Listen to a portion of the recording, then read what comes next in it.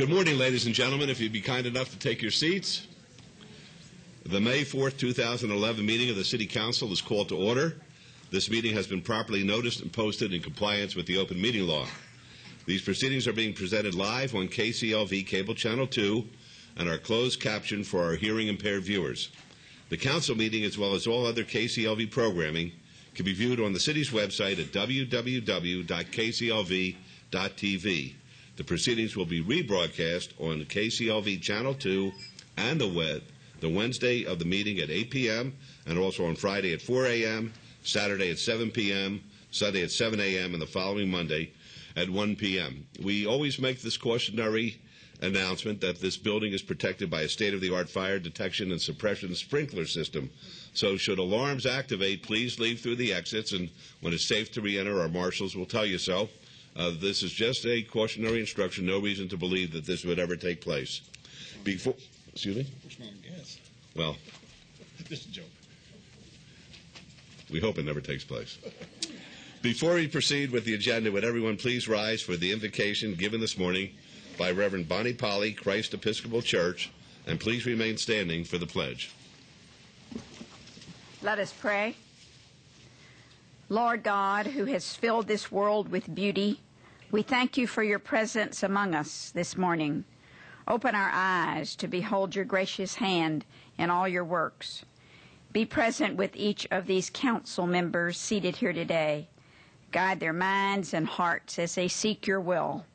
Fill them with the love of truth and righteousness. Make them ever mindful of their calling to serve in their offices, to promote the well-being of all people as they address the needs and wants of our community. We ask this in your most holy name. Amen. Amen. I pledge allegiance to the flag of the United States of America and to the republic for which it stands, one nation, under God, indivisible, with liberty and justice for all. Okay. Take our hats. Like Ty Murray hat. Or that's special. Ty Murray hat. That's good. That's special.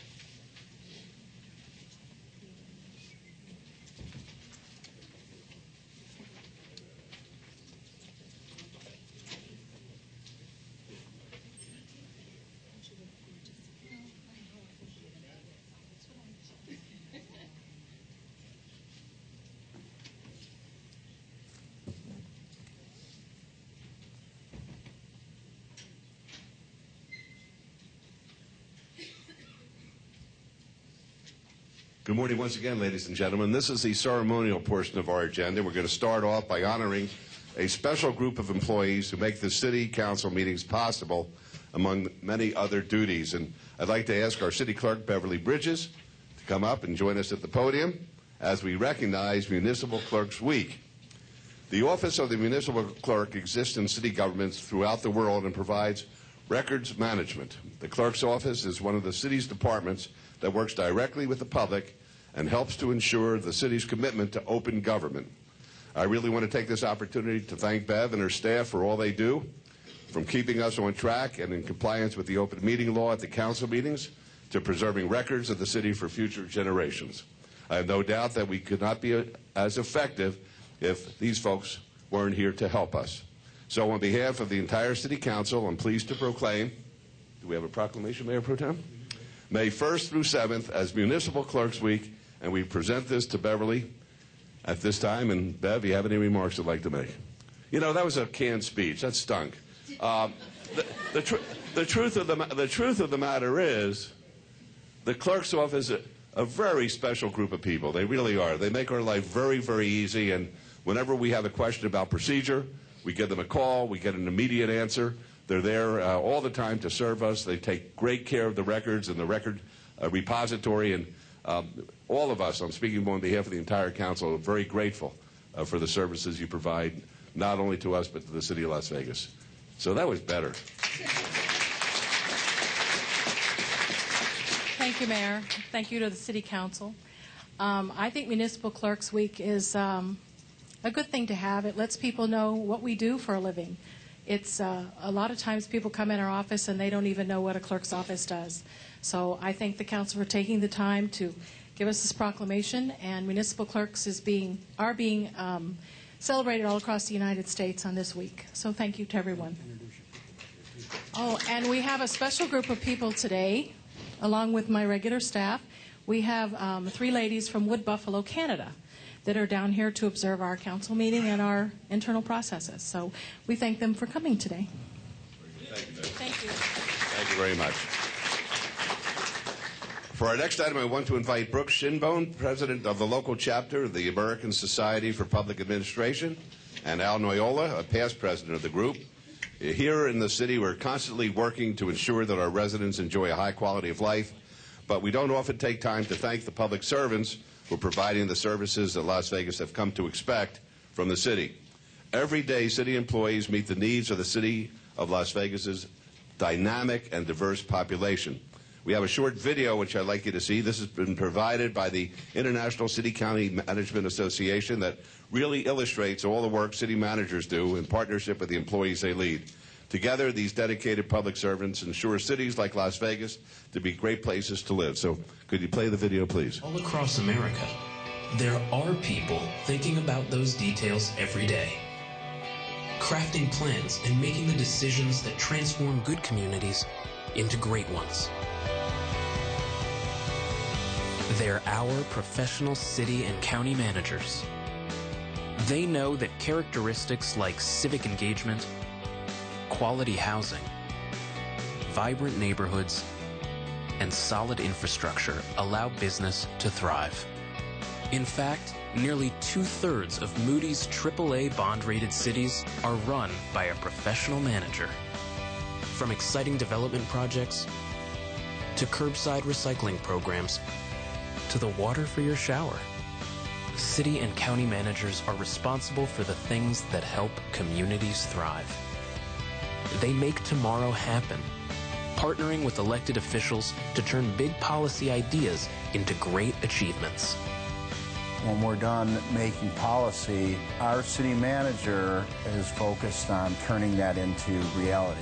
They're not trying to take on the role of being politicians, but they're the folks that have to, in the end, implement and deliver. The ability of the manager to help maintain and manage this city in the best possible way is crucial. While most of us are busy running our lives, professional managers run the communities where we live our lives. So we can all have a place that we're proud to call home. Professional city, town, and county management. It's life well run.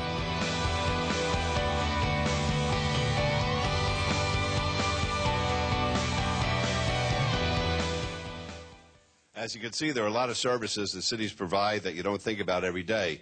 Another way that our public employees have really stepped up is by coming to the bargaining table and agreeing to take pay cuts to help the city balance its budget and preserve service levels for the community.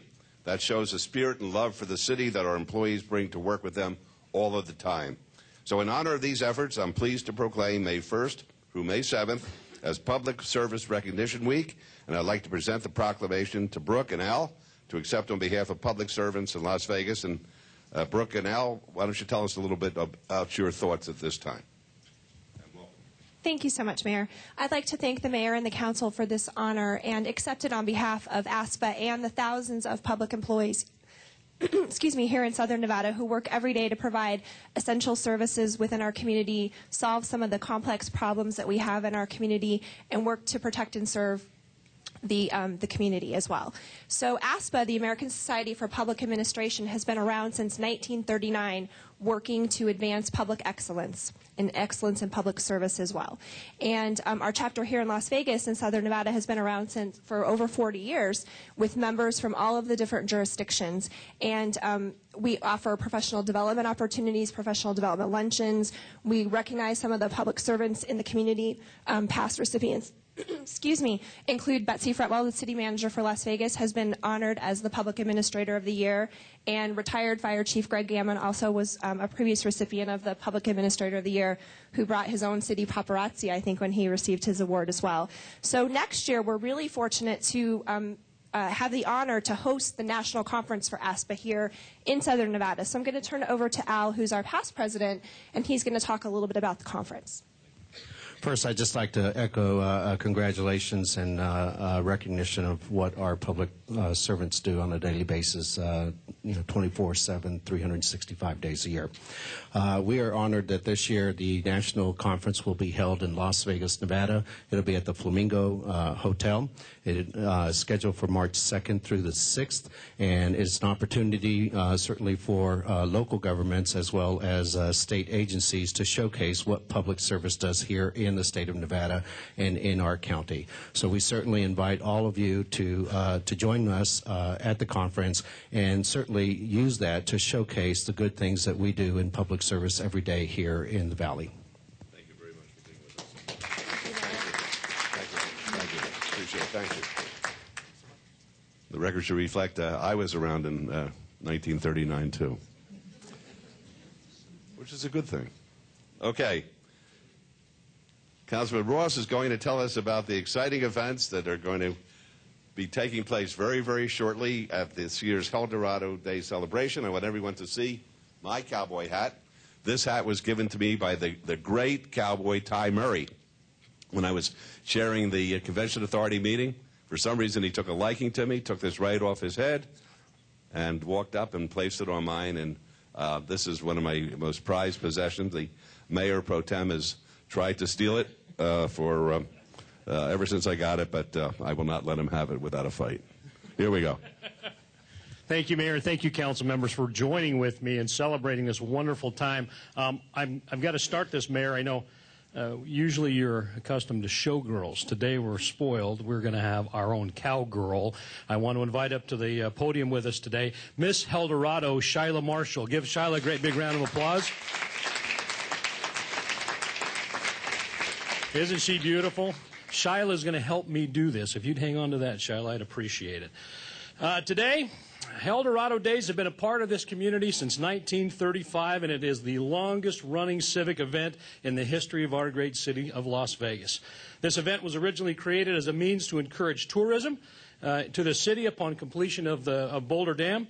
Over the years, it has evolved into a celebration that has united locals with that great Western community spirit. Eldorado was suspended in 1997, but in 2005, the Honorable Mayor Oscar Goodman brought back the traditional Eldorado Rodeo parade in celebration of the city's centennial. And in 2009, the Eldorado Rodeo returned to downtown Las Vegas. And I'm going to stop there for a minute and recognize a couple of people in the audience. The Honorable Judge William Kephart is with us today. Judge, if you'd say hello. He sits on the rodeo committee with us. My good friend Buttons Warburton is here too. Buttons, wave at everybody. Thanks for being here. For 4 days, downtown Las Vegas will be transformed into Eldorado Days and recapture the community's Western heritage. This year's event is being celebrated May 12th through the 15th and will include a 4-day PRCA-sanctioned pro rodeo, a parade, carnival, treasure hunt for gold, whiskerino contest, golf tournament, poker tournament, art show, and auction, and trail rides, exhibits, and, of course, food. At this time, I would like to ask Dwayne LeDuc with the Elks Lodge to come up to the podium as well, along with Esther Carter from the city of Las Vegas. And Dwayne and Esther are going to talk about what's happening for Eldorado Days. Dwayne? Thank you. Yep, as he said, we're ready to rodeo next Thursday. And the first one, I hope everybody will come out and really support Thursday night. That's our locals rodeo. We do that for all the old-timers that always wanted to come on and be in the rodeo but didn't have a PRCA card. So we have a rodeo that first Thursday night, and this year we married up with Susan G. Komen Foundation. So proceeds are going to, half the proceeds that we make from the ticket sales go to them, and the other half go to our scholarship fund for our kids. So come on out. Tickets are $10, and we want to fill that place Thursday night. and wear pink. Everybody's going to be in pink. All of our crew, everybody went out and got pink shirts, and we're going to be in pink that night. And then the next 3 days is PRCA Rodeo. You're going to have a good time. We've rearranged the arena a little bit this year, makes it fan-friendly. So please, come on out. Thanks, Dwayne. Give Dwayne a round of applause. Now, Esther, fill in the blanks for us, would you? How much fun have you had with this? Way too much fun. I am going to fill in the blanks. Most importantly, on Friday night, we are paying a special tribute to our wonderful mayor and to Mayor Pro Tem Gary Reese. They have been the biggest supporters of Eldorado. We couldn't have done it without them and this support. So we have a special treat for them. I can't tell you, but it might involve a bowl. But a bowl. That's my Southern Utah. And so Friday, Saturday, Sunday, as well as Thursday, our gates open at 5 p.m. Carnival, vendors, exhibitors. The rodeo on Thursday night starts at 7, Friday night at 8 p.m. Saturday night starts at 9 p.m. because we have our fabulous Eldorado evening parade. That starts at 7 p.m. on the downtown parade route. So we want everybody to come out, have a great time. Sunday is our final night of the rodeo. It starts at 7 p.m. Come out. Ticket prices are reasonable. We know that everybody is still feeling the pinch of the economy. We've made the ticket prices easy. All of the information, the map for the rodeo grounds is on our website at elkseldorado.com. So everybody wear your cowboy boots and hats or not. Wear tennis shoes, and come out and have a great time. It's your event. It's our community event, so come out and enjoy Eldorado. Thank you, Esther. Thank you. And I have to say this, what's unique about Eldorado is that we've got a lot of great, great local sponsors and businesses and organizations that have stepped up to the plate to help us put this on. I want to recognize right now the Rangers. If the Rangers would stand up and say hello to everybody, stand up, be recognized. Now, since 1935, the Elks Lodge has donated over $4 million to the community to assist children and veterans in need.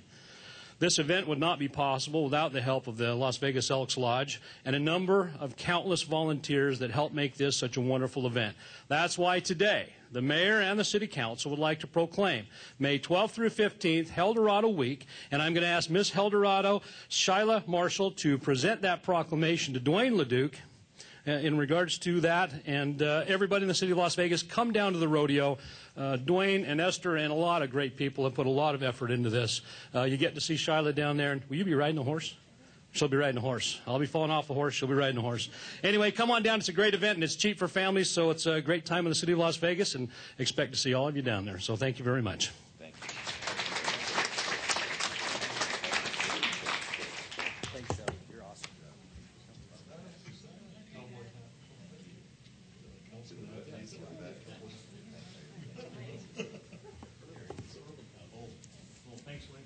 That's great. Thank you.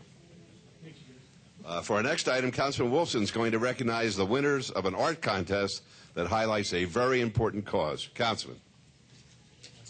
Thank you very much, Mayor Goodman. Good morning, Las Vegas. It is my pleasure today to talk to you about the National Missing Children's Day poster contest. For the last year, I've taken a few moments at every council meeting to highlight a missing child and ask our community to help us find that child and bring them home safely. This was a commitment I made the last time we honored students for the National Missing Children's Day poster contest. It's hard to believe an entire year has passed. During this past year, we have highlighted over 20 missing children, and over half of them have been found and returned home. I'm excited to introduce to you today the poster contest winners for 2011. This contest is sponsored by the United States Department of Justice. Our first place winner is eligible to enter the national contest and will be sending his poster to the Department of Justice to be judged for the national award. If he wins, he will be flown to Washington, D.C., along with his parents and teacher, to attend the National Missing Children's Day ceremony.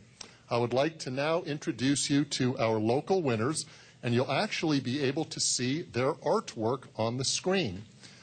When I say your name, please come up to the podium, and let's hold our applause until all three of our winners are up here. Our first place winner is Frankie Mora Garcia. Frankie, come on up. All right, let's have an applause. Frankie is from Ruby Thomas Elementary School, who is here with his mom, Melanie, and his principal, Dennis Kubala. His teacher is Shannon Daigle. So come on up here, Frankie. Our second place winner is Mackenzie Smith. Mackenzie, come on up. Mackenzie is from Bruner Elementary School. Her teacher is Mrs. Giancola. And we're not sure if her parents, but her parents are here. That's great. Thanks so much. And brother and sister, too. Our third place winner is Dimantha Daswada from Dondera Elementary. Come on up, young man. And I believe he is here with her teacher, Mrs. Nair, and her father, Mr. Daswada. Thanks so much for attending today. We'd like to congratulate all the winners. They have samples of their posters. Yes, raise them up so everybody can see, and they were on the screen. And I want to award you all certificates of accomplishment. And I'm going to ask our first place winner, Frankie. Are you ready to say a few words? And I think actually all three of the winners have a few words. Frankie, let me give you the microphone and tell the audience what inspired you to create this wonderful poster. What inspired me was that kids were lost and parents were all sad and in need, and I wanted them to be happy with their families again, and I didn't want them to be all sad. It's not fair that other kids don't have their family, but other people do. So that's what inspired me to do this artwork. Fantastic. Thank you. Here is your... Mackenzie, what inspired you? Face the audience, please. What inspired me was that people were missing their children, and I felt really sad because they're missing their children. And families were very sad about what happened to their children, and they really wanted them back. That's what inspired me. Fantastic. Whoop, this is for you. Thank you, Mayor Pro Tem. Young man. And what inspired you to draft that wonderful poster? What inspired me was every night I watch the news and I always see at least one child being missing. So it always made me feel sad that I had a family, but they didn't. Fantastic. How about a round of applause? Okay, now I'd like to present a proclamation to Stephanie Parker. Stephanie, please come up. She is the Executive Director for Nevada Child Seekers, a wonderful organization that has been operating here locally for many, many years. And it is my pleasure to present you with this City of Las Vegas proclamation, Stephanie, excuse me, where we declare May 25th, 2001 as National Missing Children's Day in the City of Las Vegas, and we ask all citizens to make every effort possible to assist in finding our missing children and educate your own children on the importance of being safe and aware of their surroundings. I can't think of anything more important right now, Stephanie, so congratulations. Please accept this proclamation and say a few words to our audience, please. Thank you. Thanks. I really want to thank everybody. As Councilman Wolfson said, it's been a year that we've been featuring these children at the City Council meetings, and it has made a tremendous difference in being able to generate leads to help these families, as these kids actually shared with you, to actually find their missing children. So we applaud these children, we applaud the community, and Councilman Wolfson, Mayor, and council members, we applaud you for being so supportive for so many years on this issue, and that's what makes our community great.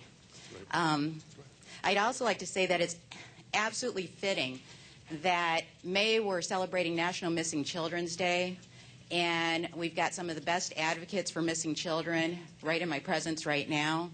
And we'll also be celebrating a birthday, Councilman Wolfson, and who is a huge advocate for children. And he's always, what do you need, Stephanie? What do you guys need? So I'd like everybody to join me. This is the worst song. Whoever wrote this song, it is so... in singing Happy Birthday to Councilman Wolfson. Happy birthday to you. Happy birthday to you. Happy birthday, dear Councilman Wolfson. Happy birthday to you. Thank you so much. It's not my birthday. It's my birthday this Monday. I expect gifts from everybody listening because I turned 47 on Monday, so thank you very much. Thank you, kids. 47. You believe that? No, I don't. Absolutely, I didn't believe anything you ever said. All right. Oh, I didn't say that. For our next two items, Councilwoman Lois Tarkanian is going to recognize another group of artists as well as a charity that's helping children in Las Vegas. Councilwoman. Today we're going to recognize the student winners of the very first Keep Las Vegas Beautiful Earth Day Every Day Youth Art Contest. This contest was part of the Greenfest Earth Day 2011 festival, where Las Vegas Valley residents were invited to celebrate Earth Day and learn more about going green. The top 20 art entries, which included the 3 winners we have here today, were displayed during this day-long event on April 16th and also at the Springs Reserve from April 18th to 24th. Over 200 4th and 5th grade students submitted drawings for this contest. Students were encouraged to create art from their own understanding of how an environmental issue impacts their lifestyle now or how it might do so in the future. The messages depicted by the students through their art is clear. They care very much about our planet, and they understand the urgency of doing something right now to preserve and protect it. I also want to thank for our council the Keep Las Vegas Beautiful team who coordinated this art contest in partnership with the Clark County School District. Keep Las Vegas Beautiful promotes a collaborative movement by educating and engaging residents to receive a clean and sustainable community, and our youth participation in this is extremely important, and we're very grateful for all that have been here and participated. Now I'm going to call to the podium the first place winner, Yasina Parada from Walter Bracken Elementary School.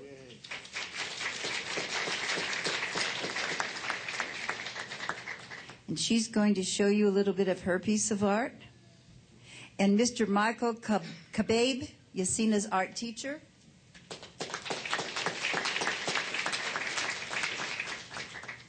And second place winner Angelica Rosado, Doris French Elementary School. And third place winner Hannah Schuler, also from Doris French Elementary School. Mrs. Beverly Onis, who is their teacher. Yes. And because I know when you ever have a culmination that shows winners and shows participation like this, you have a lot of people behind the scenes also helping. I'd just like to ask these people to stand if they could quickly. Mrs. Katie Decker, who's principal of Bracken Elementary School. Mrs. Michelle Wheatfield, Yasina's 5th grade teacher. Mrs. Parada, Yasina's mom. Mrs. Tammy Villarreal Crabb, principal at Doris French Elementary School. And also a couple of people who have helped in this, Jennifer Simich, Republic Services and KLVB team member, along with Bob Cole, our Republic Services and KLVB team member. Also, thanks to Judy Myers and Paula Zier, who are part of that KLV team, and to the community's Clark County School District Community Partnership Office for their assistance with the project. And now we have all these beautiful pictures. I don't know if they have any. No, they don't on the television. But you raise those high so they can see them. This is good artwork. They did a fantastic job. And we have a very special gift who's coming, who's going to be here today to talk with these winners. And I'm going to ask Mr. Cole if he'll bring our guest up, please.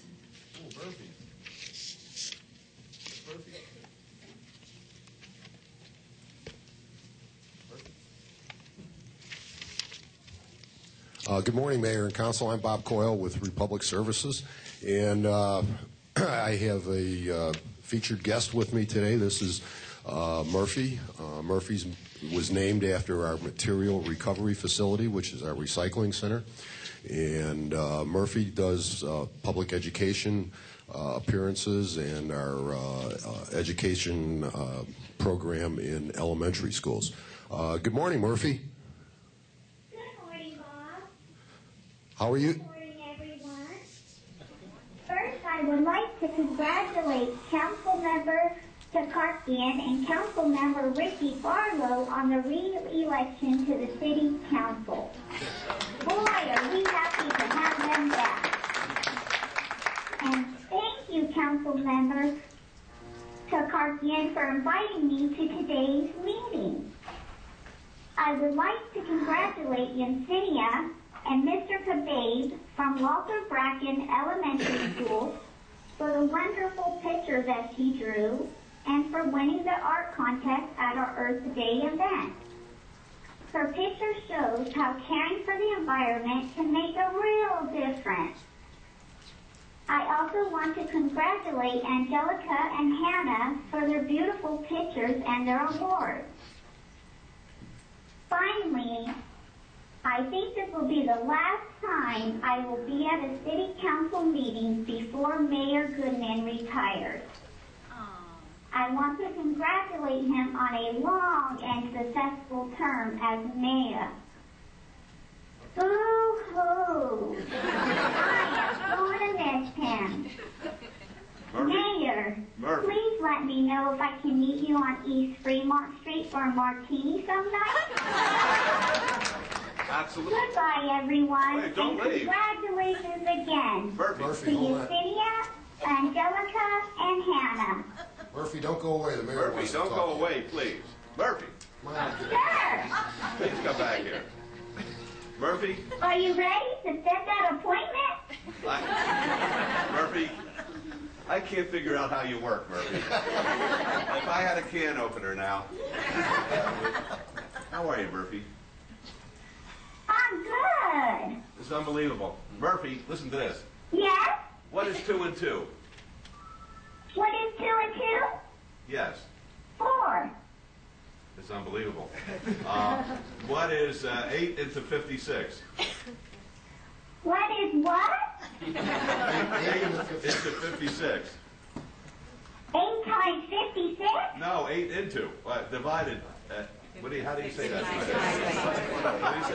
What do people say? Oh, 56 divided by 8. Shows you where I went to school. Can you figure that? 56 divided into 8 is 7. It's unbelievable. Does anybody have a question? This is the most amazing thing I've ever seen. Does anybody have a question? Do you have a favorite in the Laker game tonight? Oh, that's right. Oh. Who do you like tonight, Murphy? Who should I like? Well, I'll tell you who I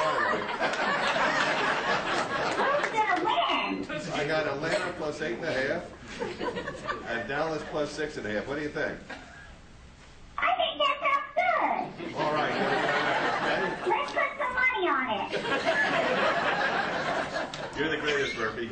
And we won't. You too. Oh, what happened here? We will have that drink together on Fremont Street, okay? Okay, don't forget. I'm going to be waiting. I'll never forget you.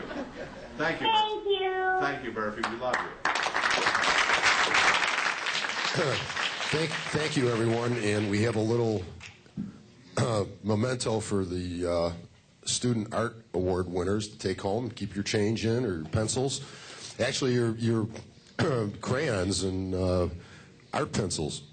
And I would like to also, on behalf of Republic Services, we had a great Earth Day event, and the city was a big part of it, and the art contest was also a very big part. It was amazing. We had 20 paintings out there from the children in Clark County School District, and it was probably one of the best attended booths at the Earth Day event. So with that, thank you very much. Thank you very much. Could we just, Mr. Mayor, did you shake each one of their hands? And can we have a picture taken with the mayor and all of the winners here? Congratulations. I love the way you're all dressed. Beautiful. Hi. Congratulations.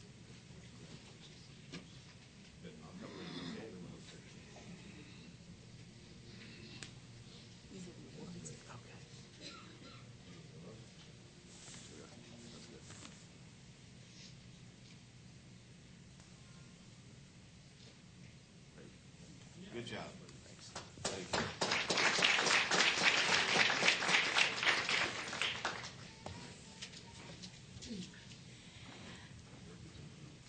Last year, my office staff came up to me and said, "We have to go give some PJs for DJs." I said, "What in the heck are you talking about? PJs for DJs?" So they took me off to a shopping center after we went shopping for PJs, and we were able to deliver some of the pajamas. That was the first I had heard about this, and I want to tell you, it's a marvelous group. It does a great job. And I'd like to have come up here, please, now, Darcy Neighbors, Nave Marquez, and Adriana Mendoza.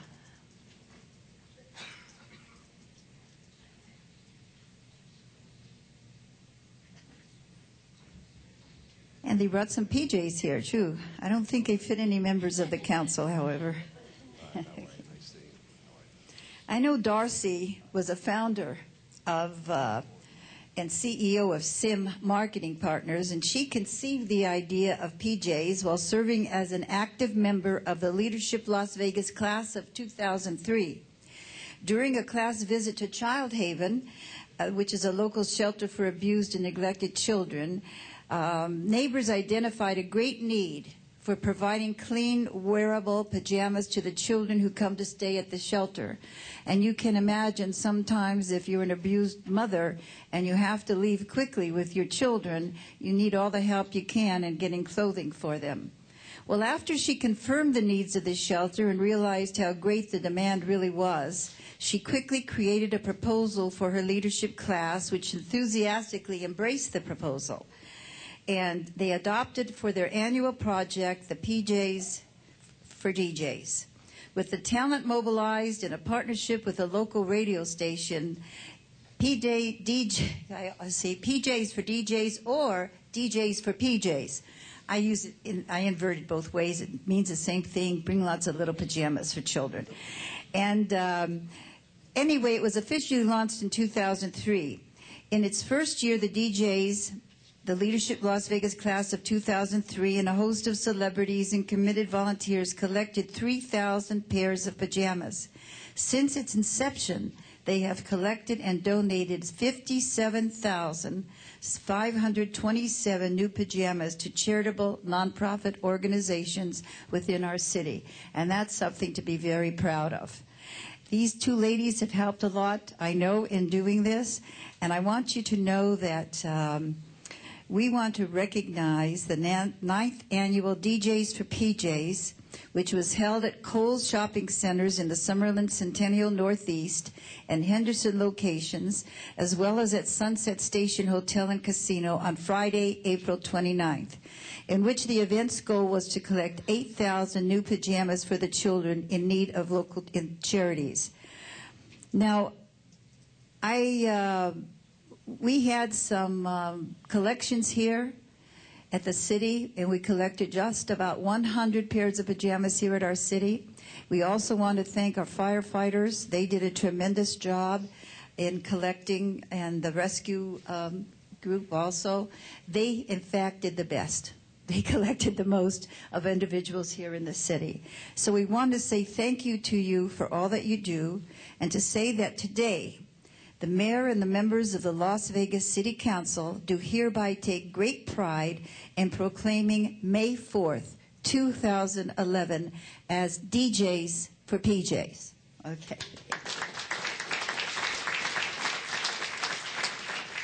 Thank you, Lois. And it was so great to see you out there on the event day, as well as Mayor and the other council person out here. I just wanted to tell you how nice this council is. I saw Ricky Barlow just before I came out, and I said, "Ricky, where are those pajamas you said you were going to bring?" And he said, "What? Is it today? Is it today?" And he went right away and bought the pajamas and met up with you at Kohl's, right? It was amazing. I won't take much time, but we met our goal. We were over 8,000 pairs on Friday. It was a long day. It was a wind-beaten day, long day, but with that number, we have raised since inception over 65,000 new pairs of pajamas. And you look at 4 pair here, you can only imagine how many pairs of pajamas that is. But more than that, It's the number of smiles we've put on a lot of children. Not just little ones like little Vanessa here, but large, bigger kids. The teenagers are the ones that really need it. But I can't thank the support of the city, the community. If anybody's out there saying that our community is not charitable and not giving and don't volunteer, I don't know where they're looking, because what I see from the community is amazing. So thank you for this day. You're amazing in having people such as you that help us develop all these charitable groups. Thank you so very much. You want to take a picture, Mr. Mayor? I love that. I love going out there. It's great. It's 9 years, right? 9 years in a row. I like it because there's a bed and I can lie down and take a nap. This is right. Here we go. Vanessa, come over here. Want to get a picture? Thank you very much. Is it pajamas or pajamas? Well, I don't know. The councilwoman says pajamas. I heard pajamas. Let's have a vote. All those who would say pajamas, raise their hand, please. All those who would say pajamas, raise their hand, please. It's a tie. One overwhelmingly. Okay, for our final item, Councilman Anthony is going to recognize the outstanding work of some students at UNLV. Councilman. Thank you, Mayor. May is the time of year throughout the United States where students are graduating from our great colleges and universities, and these are the folks that are going to go out there with their new skills and their new knowledge, and they're going to change the world. And that includes Southern Nevada. We have some great higher education institutions here, Nevada State College, the College of Southern Nevada, UNLV. But I wanted to specifically recognize UNLV and some couple of colleges that are in UNLV. And I tell you, UNLV, for a 50-year-old institution, is doing some great things here in Las Vegas. And perfect example is the Hotel College.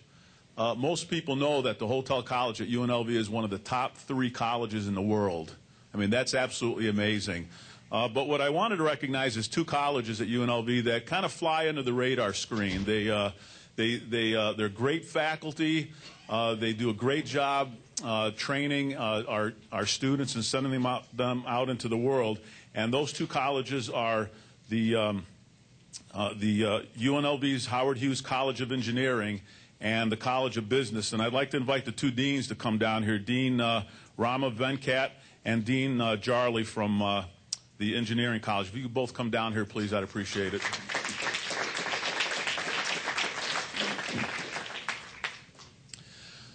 Thank you, gentlemen, for showing up. The College of Engineering trains these students and graduates them, and some of the engineering, I don't know what you call them, contraptions or whatever they are, they're design projects. That's more official. They're amazing what they can do, and I'm sure the dean will talk about some of those. But the issue is that they don't necessarily have the skills to go out there and market these items, to actually get them into industry, to actually get them manufactured. So you went to the dean of the College of Business and said, I need your help.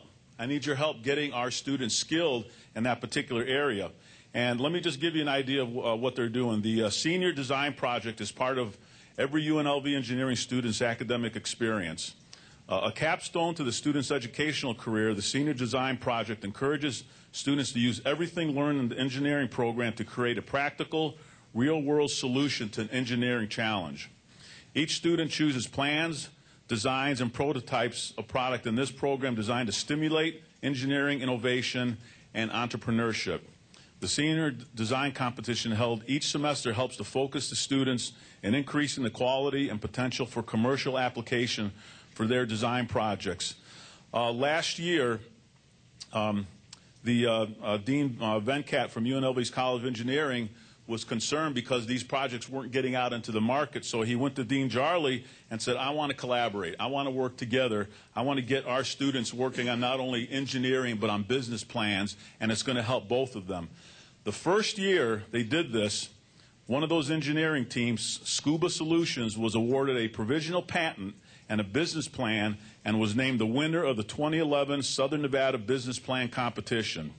The new business is set to receive $80,000 in cash and prizes, including legal services from Greenberg, Traurig, and marketing help from CIM Marketing Partners. The Las Vegas Business Press is giving the winners $20,000 worth of advertising. So because of this collaboration, these students are going to go out there, engineer products, market them, and they're going to create products that you all are going to eventually need, and it's going to really change, could change the world depending on what they come up with. So on behalf of the mayor and the city council, I wanted to recognize these two colleges, and I want to issue them each a proclamation proclaiming May 4th the College of Engineering and the College of Business Day in the city of Las Vegas. So thank you, gentlemen.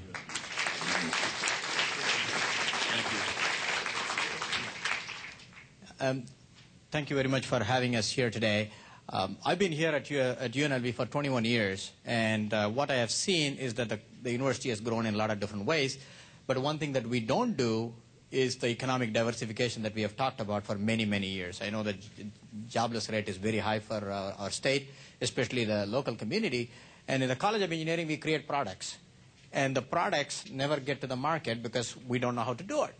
So last summer I met with Dean Jarley, and I told him, hey, let's get together and see if we can take these products to market. This year we have a company. Actually, I have the student here, Alex, for Scuba Solutions. I think it's an LLC incorporated a couple of weeks ago. Come on down here.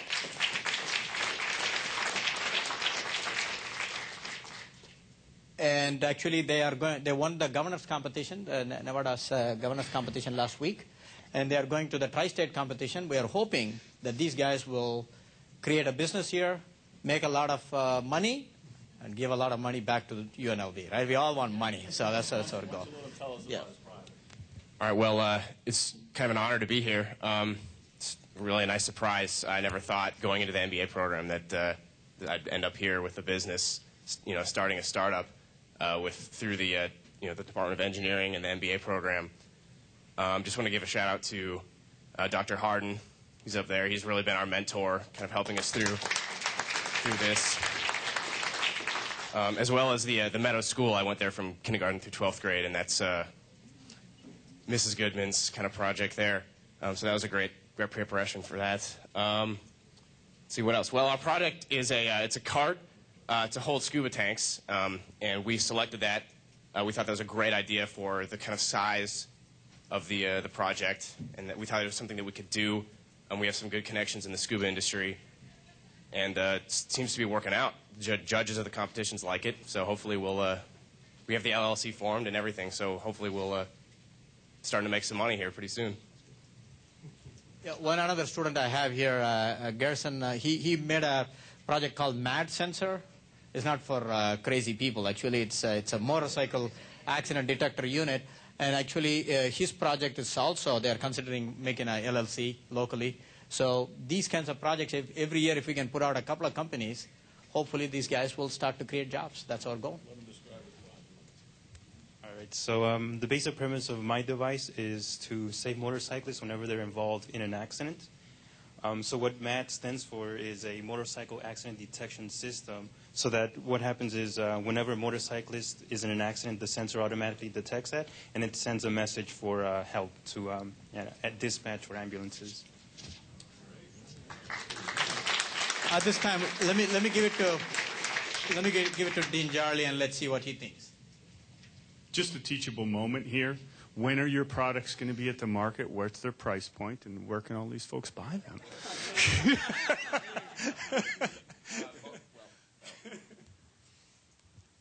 We have a couple products, actually. Just the tank tote is our the cart for the scuba tanks, and we also have a strap. It's a new way to attach scuba tanks to your BCD. Should be out before November. That's when the major scuba convention is in Orlando. We'll be going there to kind of launch our product, hopefully with some more money that we win from the tri-state competition, which is coming up in May. So, look for, yep. For my prototype, production will probably start by end of the year, maybe by mid next year, and we hopefully have it being a retailers or in industry by sometime next year. It's kind of hard to say right now. Great things happen when people come from different backgrounds and talk together and learn from each other. There's a lot of great things going on at UNLV. These are two fabulous representatives here, and like Rama likes to say, you know, we are in the business of helping students get jobs, but we're also in the business of creating employers, and the more employers we have, the better. So thank you very much. Very good. Thank you very much. Here you go. Thank you. Thank you very much. Thank you.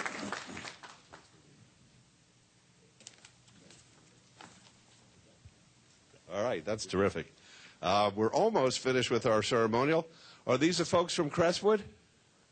Okay, we have some guests with us today from Crestwood Elementary School. And what year class? What grade are you in? Fourth and fifth?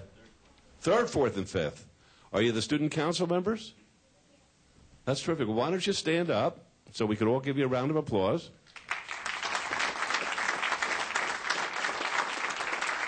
And Ms. Stage, would you like to say anything on behalf of your youngsters? Sure, we have nothing better to do than to answer. No, that's the truth. We don't have anything better to do. So, yes, we could take 2 or 3 questions if you'd like to come up and ask the question in the mic. And thank goodness, Eldorado will take place, notwithstanding the questions. Okay. Oh, you have a lot of questions. Okay. Give us your name, tell us your grade, and then ask your question, and I will decide which brilliant member of the council will answer your question. Hi, my name is Laura, and my question is, what's your favorite part of your job? Do it again. My name is Laura, and my question is, what is your favorite part of your job and why? Okay. The question is, what is your very favorite part of the job and why?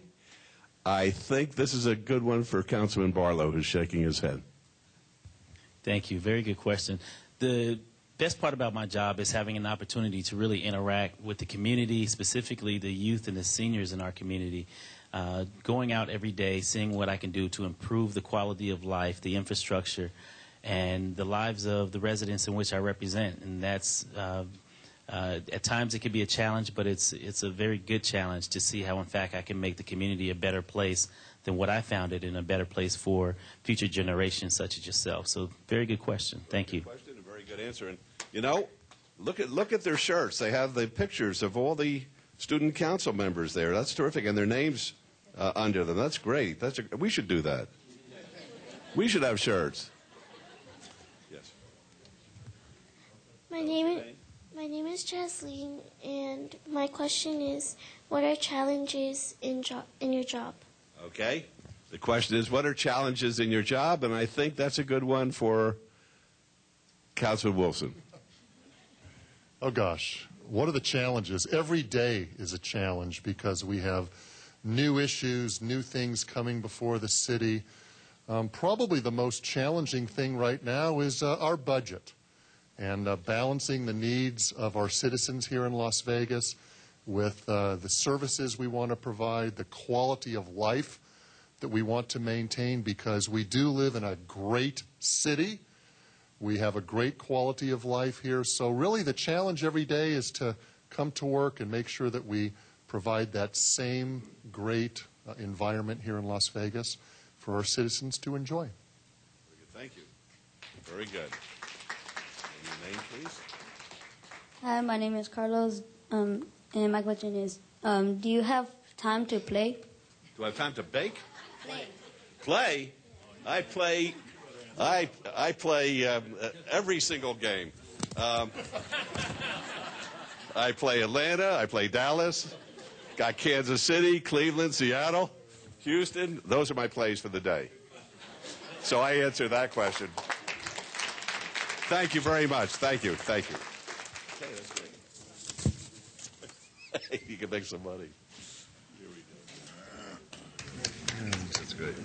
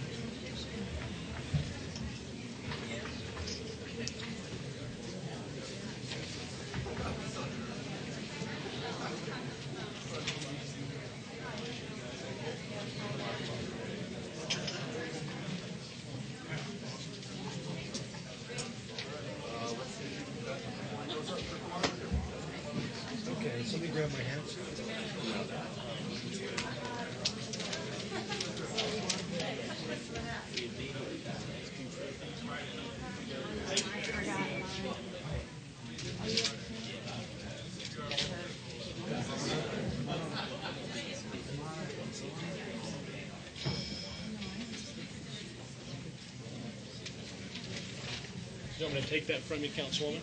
Or would you like to wear it the entire meeting? I don't know. What do you do?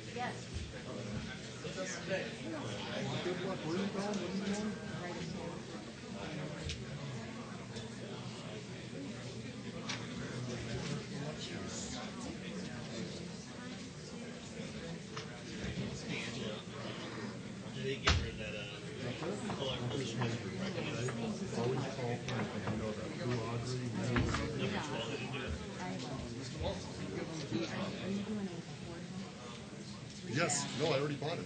We've got the check. Oh, okay. Yeah. I thought it'd be stolen for sure. I'll just check it out. Check it out. No. I thought it'd be stolen. I knew there was something wrong. Didn't seem right to me.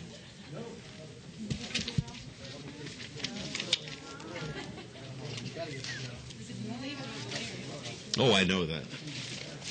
Not even close.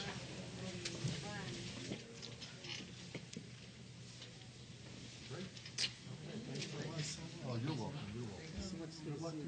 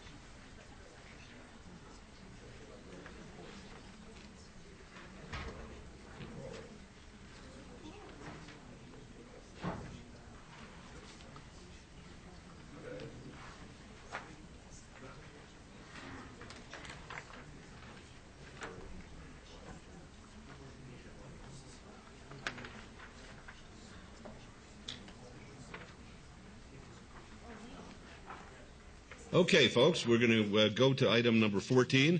Any items from the morning session that the council, staff, and/or the applicant wish to be stricken or held in abeyance to a future meeting may be brought forward and acted upon at this time. Mayor Pro Tem. Yes, Your Honor. We have item number 41 is the status of negotiations and concessions between the City of Las Vegas and its various bargaining units. Staff's asked to strike. Item 46 is a temporary massage establishment license.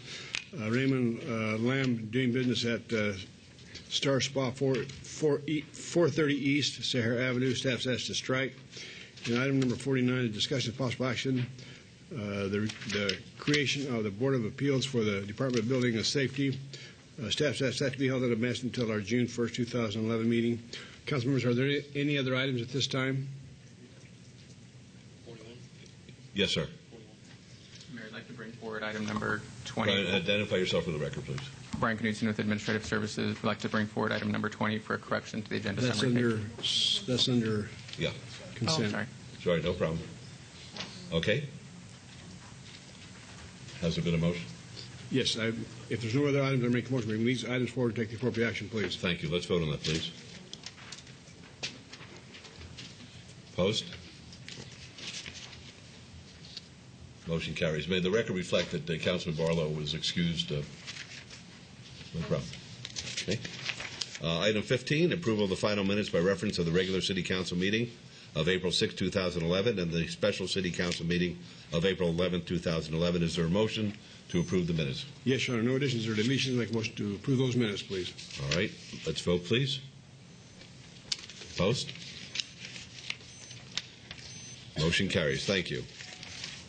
Items 16 through 40 are on the consent agenda. They're considered to be routine. They're recommended for approval by the departments and may be enacted in one motion. Are there any items that the council wishes to bring forward at this time? Mr. Knudsen, you desire item number 20 to be brought forward? Okay. Are there any other items? Mayor Pro Tem? Yes, Your Honor. I make a motion to approve items 16 through 40 with the exceptions of item number 20 with all conditions, please. Thank you. Let's vote on that, please. Post.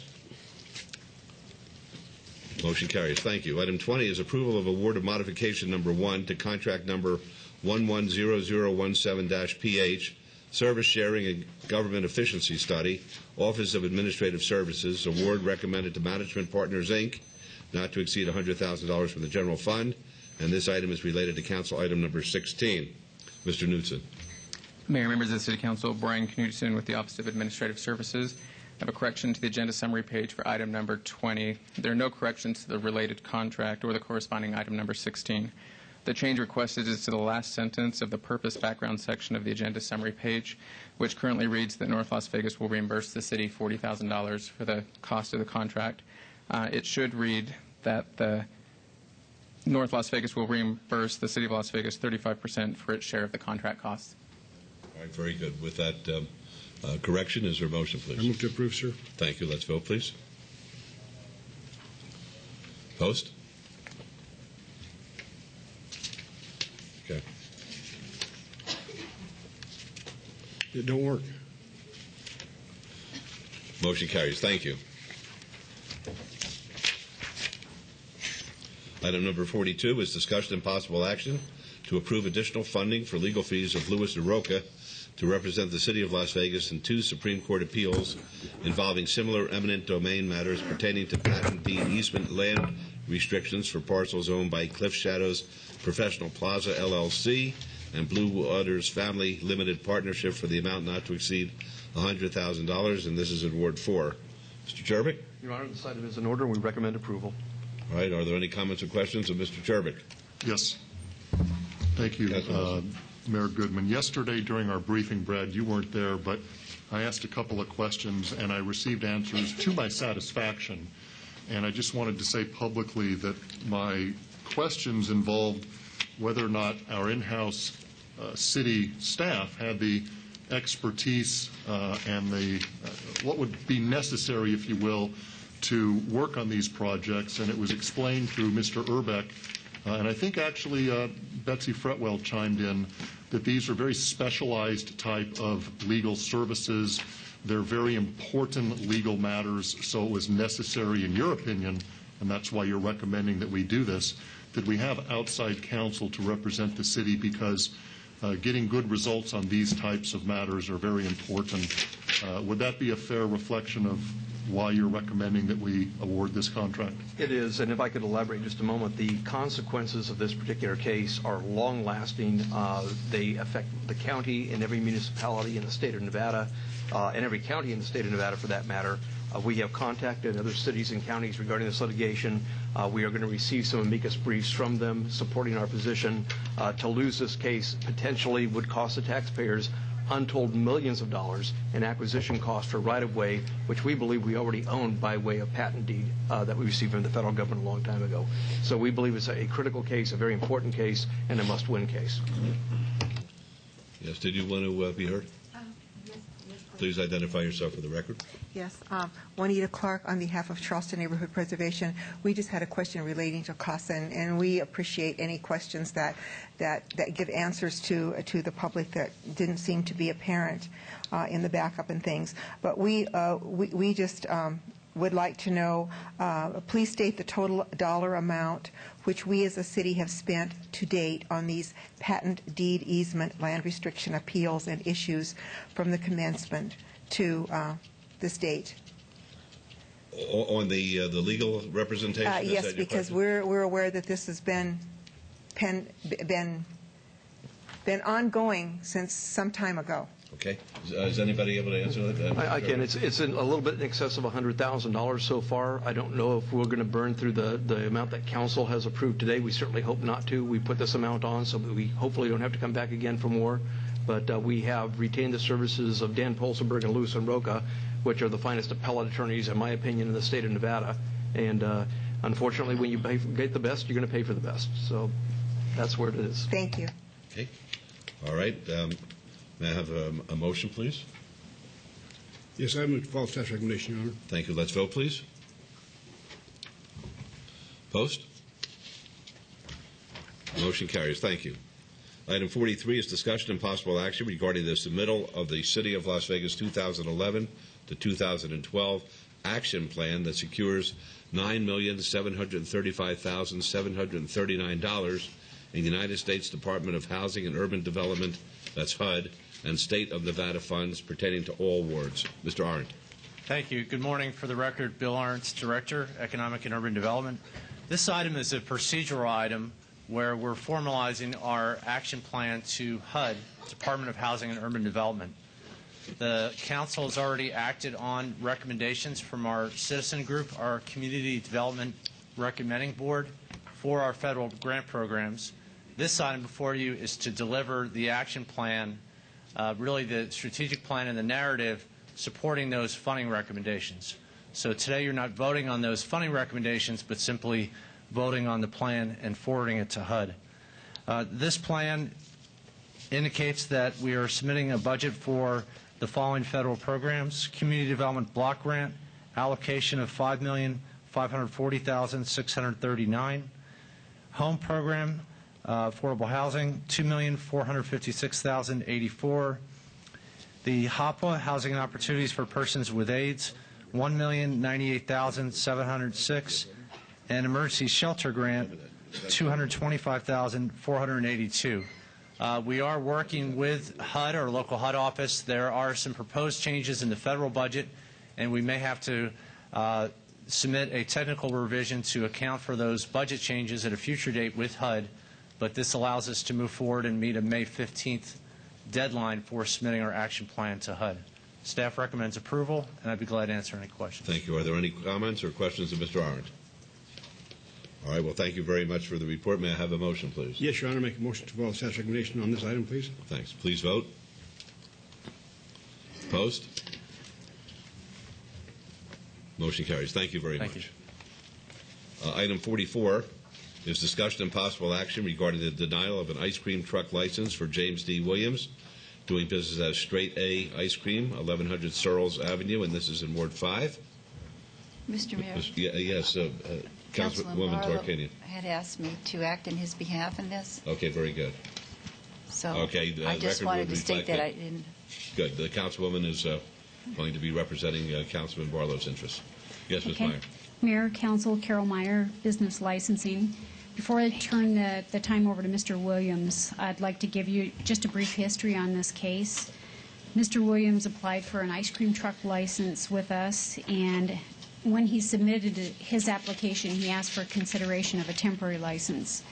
After a careful review of his application, it was determined that he would not be suitable to obtain a temporary license until we received his background investigation. I sent a certified letter to Mr. Williams notifying him of such. And on late in December, we received his background investigation with an area of concern.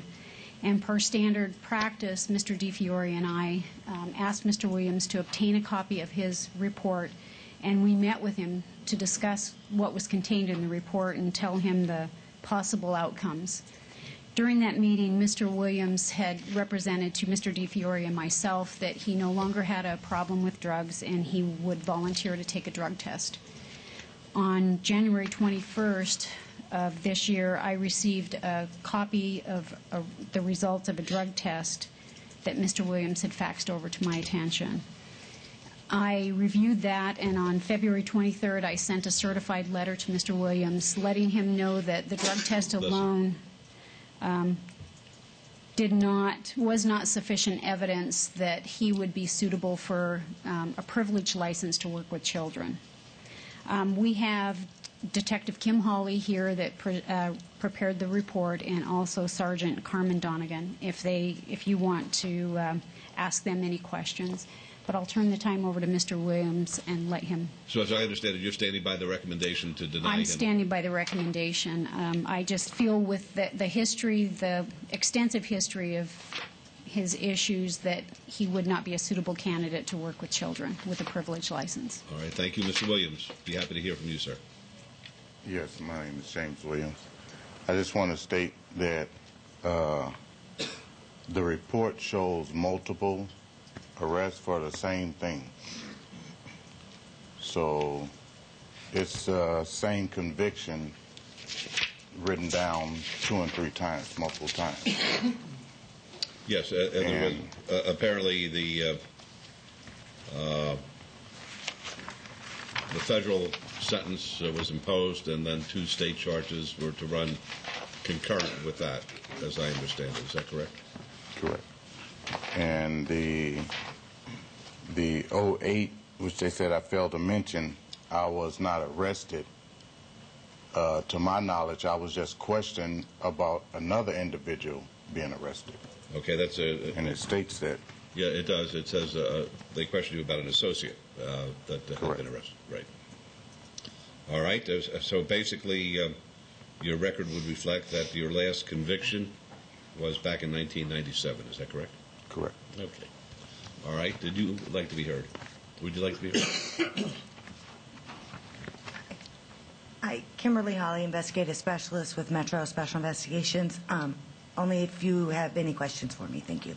All right. Are there any questions of either the detective, Ms. Meyer, or the gentleman? Yes, Your Honor. Yes, Councilor Wilson. Thank you. Detective, in your dealings with Mr. Williams, was he cooperative? Yes, sir. Was he truthful? As I found information and asked him about him at that time, yes, he did admit to the information to the best of his knowledge. Okay. It appears that his last conviction was 1997. That's about 14 years ago. Could you articulate the concerns that we as a council might have with granting this gentleman an ability to drive an ice cream truck and sell ice cream? What concern should we have? His comments in our interviews, as the report states, the path he chose for 20 years because it was easy at that time. Taking the easy way out and committing, dealing drugs for 20 years. And the fact that now he'd be driving an ice cream truck, the problems arise for the fact that in an ice cream truck, you drive around neighborhoods and you legitimately have a reason to stop for periods of time with people gathering at a vehicle and then moving on. And with his history of succumbing to the easy way, that just causes concern. Okay. None of his past history involved any kind of misbehavior with children, does it? No, sir. Okay. Mr. Williams, how old are you now? I'm 41. And how long have you lived in Las Vegas? For 3 years now. Okay. I've lived here before. Okay. I went to school, graduated. you went to school, then you left, and I think you went to Missouri? Yes, I went to Utah. I went to Dixie College. Then I went to Missouri. Okay, and since you've been back these 3 years, have you had any trouble with the law at all?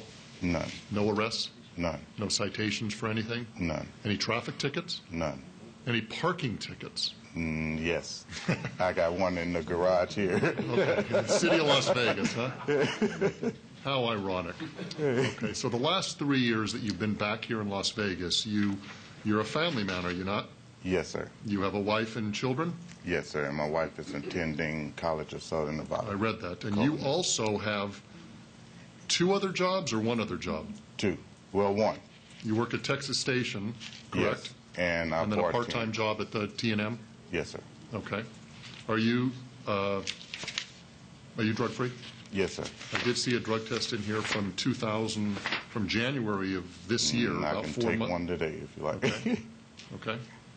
The only reason I make these comments are that I want to recognize that you did have a past, and I fully understand that, Detective, but from all indications, his last trouble was about 14 years ago. It appears that other than a parking ticket, he's been trouble-free for the last 3 years, and if this is one of your colleagues that wants to correct me on anything, I welcome that. Councilman, Yes. Mr. Williams was employed at the South Point. He was terminated from his employment there for a failed drug test. Okay.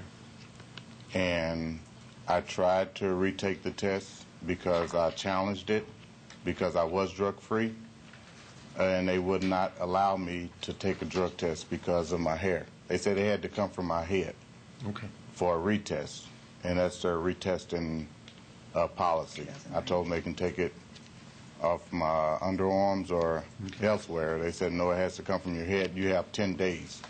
Within that 10 days, I went and took my own test to prove to them that I was drug-free. It came back negative. Okay, but they would not allow it because it had to come from my head. Okay. And I was eligible for rehire, but they're not hiring at the present. Did they say that you were eligible for rehire? Yes, sir. In other words, after they saw your subsequent test, they said, Yes, okay, sir. you're eligible for rehire? I speak with the casino manager, and he also wrote a letter on my behalf, and he's, I need benefits for my family. Okay. And all they were hiring for last year was part-time, so I couldn't take part-time. Detective, did your colleague want to, through the mayor, did she want to add something?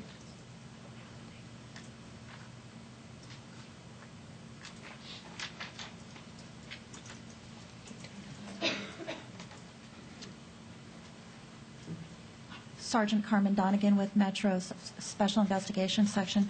Just for the record, that drug test was, what was it, 8? He was terminated in August of 2009. Was in 2009. And I don't have any evidence of any kind of chain of custody for a self-taken drug test. And I just want that to be in the record. Okay. Fine. Thank you. That's all the questions I have. I have just one question. Were any of the charges to which he was either found guilty or pled, did they involve the sale or the furnishing of controlled substances, or just the possession, and because of the amount where they said with the intent to distribute? Just possession. Possession with intent. There's another one. How about, maybe you can answer that. Yes. Possession with intent to Yeah, I know, distribute. but that's usually based on the amount that the person possesses. There's a presumption that if you possess a certain amount, it's with the intent to distribute it. But do any of the reports indicate that he ever sold or furnished controlled substances to others? No. Based on the age of the reports and the fact that this was a task force situation in Texas, multiple federal agencies, the reports are not available, just the conviction data through federal court. All right, well, why don't you answer the question? Did you ever furnish any drugs to others? Did I ever furnish? Yeah. Sell? No. Give? No. Okay. All right, any other questions? Yes, Councilman Anthony. Thank you, Mayor. Just a couple of questions.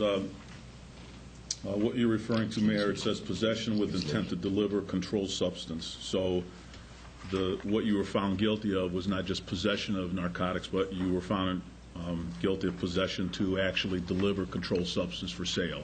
So that's what that particular charge says, and I can only go by what the charge is. And that was in '97, but I noticed in the backup material it says in, let's see, in 2008, you were with an associate, which I'm assuming is a friend, and you were questioned by the Drug Enforcement Administration reference drug activity. So you weren't arrested, but in 2008 you were in an area where people were being investigated for drugs by the Drug Enforcement Administration. It wasn't just a patrol cop. These are the top drug enforcement detectives in the country. So that's reflected in there. And then I also notice in '07 in Missouri, it says assault, third-degree misdemeanor, and possession of a controlled substance felony. There's a case number and there's an OCN number.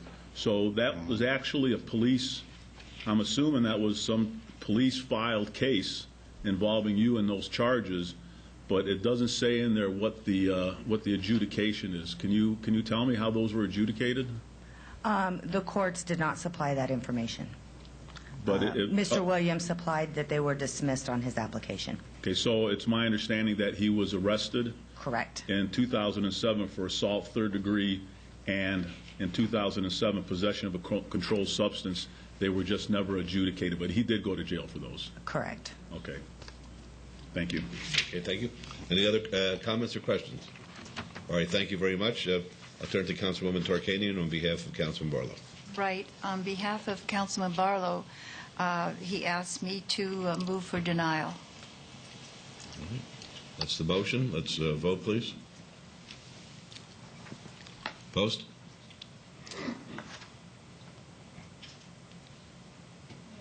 Yes.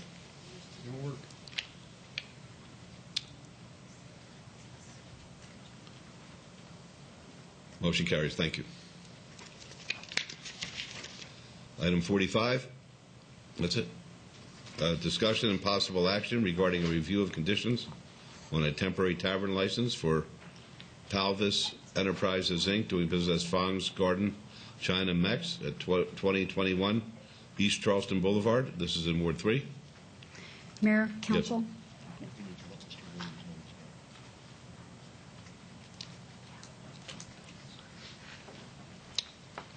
Carol Meyer, Business Licensing. Before I turn the time over to Mrs. Mejia, she's here with a court's, is it a court certified interpreter? I just want to give you a brief history of this case. We issued an administrative temporary license for Fong's Garden China Mex in April of 2010. During the August 4th, 2010 City Council meeting, we had it agendaed for an extension of their temporary license while their background investigation was still pending. On October 27th, we received the completed background investigation with an area of concern. Per our standard practice, we asked the Mejias to come in and meet with us. And let me know if I'm going too fast.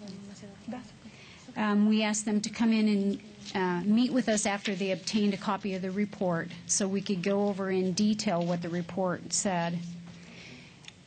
During that meeting, Mr. Mejia asked if he could have more time. The large portion of the area of concern in that report is that Mr. Mejia had been identified as either a principal or a lender in the business, and Metro was requiring that he submit a background investigation packet. So Mr. DiFiore and I agreed to let his temporary license run the course of 6 months and told him as long as he gave Metro all of the documentation that they required before February of 2011, otherwise we would have to put him on the February 2011 agenda with an area of concern. Mr. Mejia did not comply with our request, so he was on the agenda. This application was on the agenda February 2nd, 2011. During that meeting, he again asked for some additional time.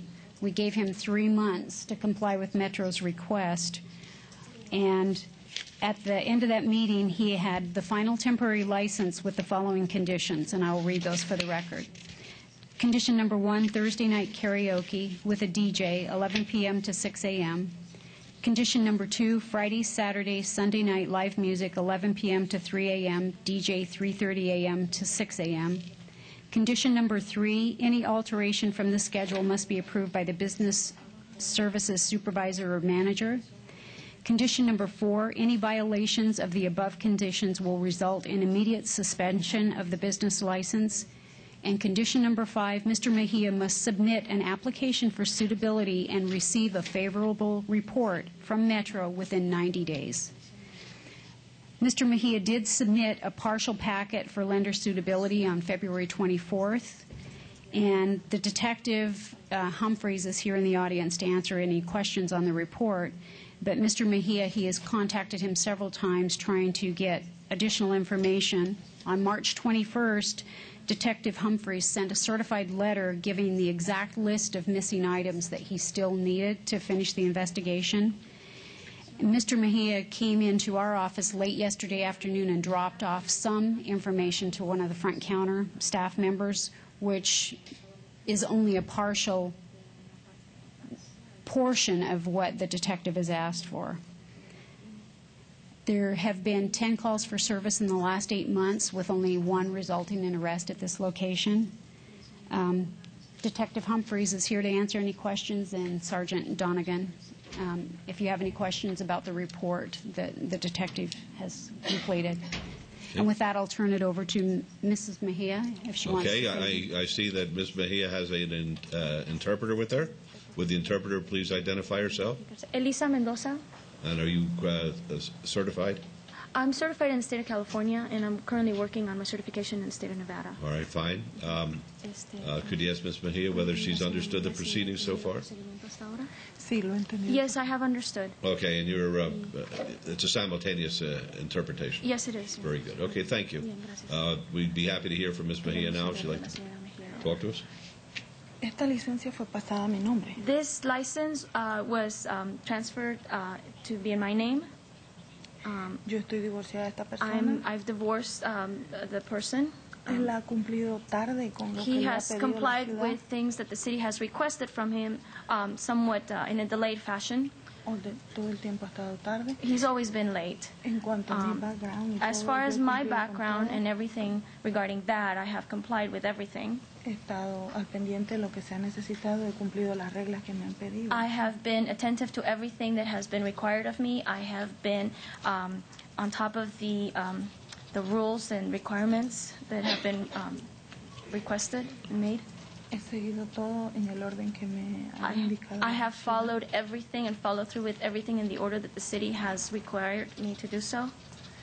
Bueno, y ahora lo que estaba esperando era una aprobación porque estoy detenida ahí en el negocio. And right now what I'm really just waiting for is an approval, because I am somewhat just hanging in regards to the business. Con la economía que está muy lenta. The way the economy is so slow. Esperaba una aprobación para poder I was hoping to have an que approval, tengo. perhaps to sell the license. I mean, this is really the only thing I have. Or perhaps tomando en cuenta una aprobación para también o hacer un pequeño préstamo. Or perhaps to, get the approval so that I can maybe request for some type of loan. Porque soy Of some type, mujer because I'm a woman in business, business de licor, with a liquor minoría. license. I'm a minority. Entonces, bueno, I mean, so voy a tener que seguir lo que ellos decidan hacer, pero I need to. Well, I'll follow through with whatever you decide that needs to be done.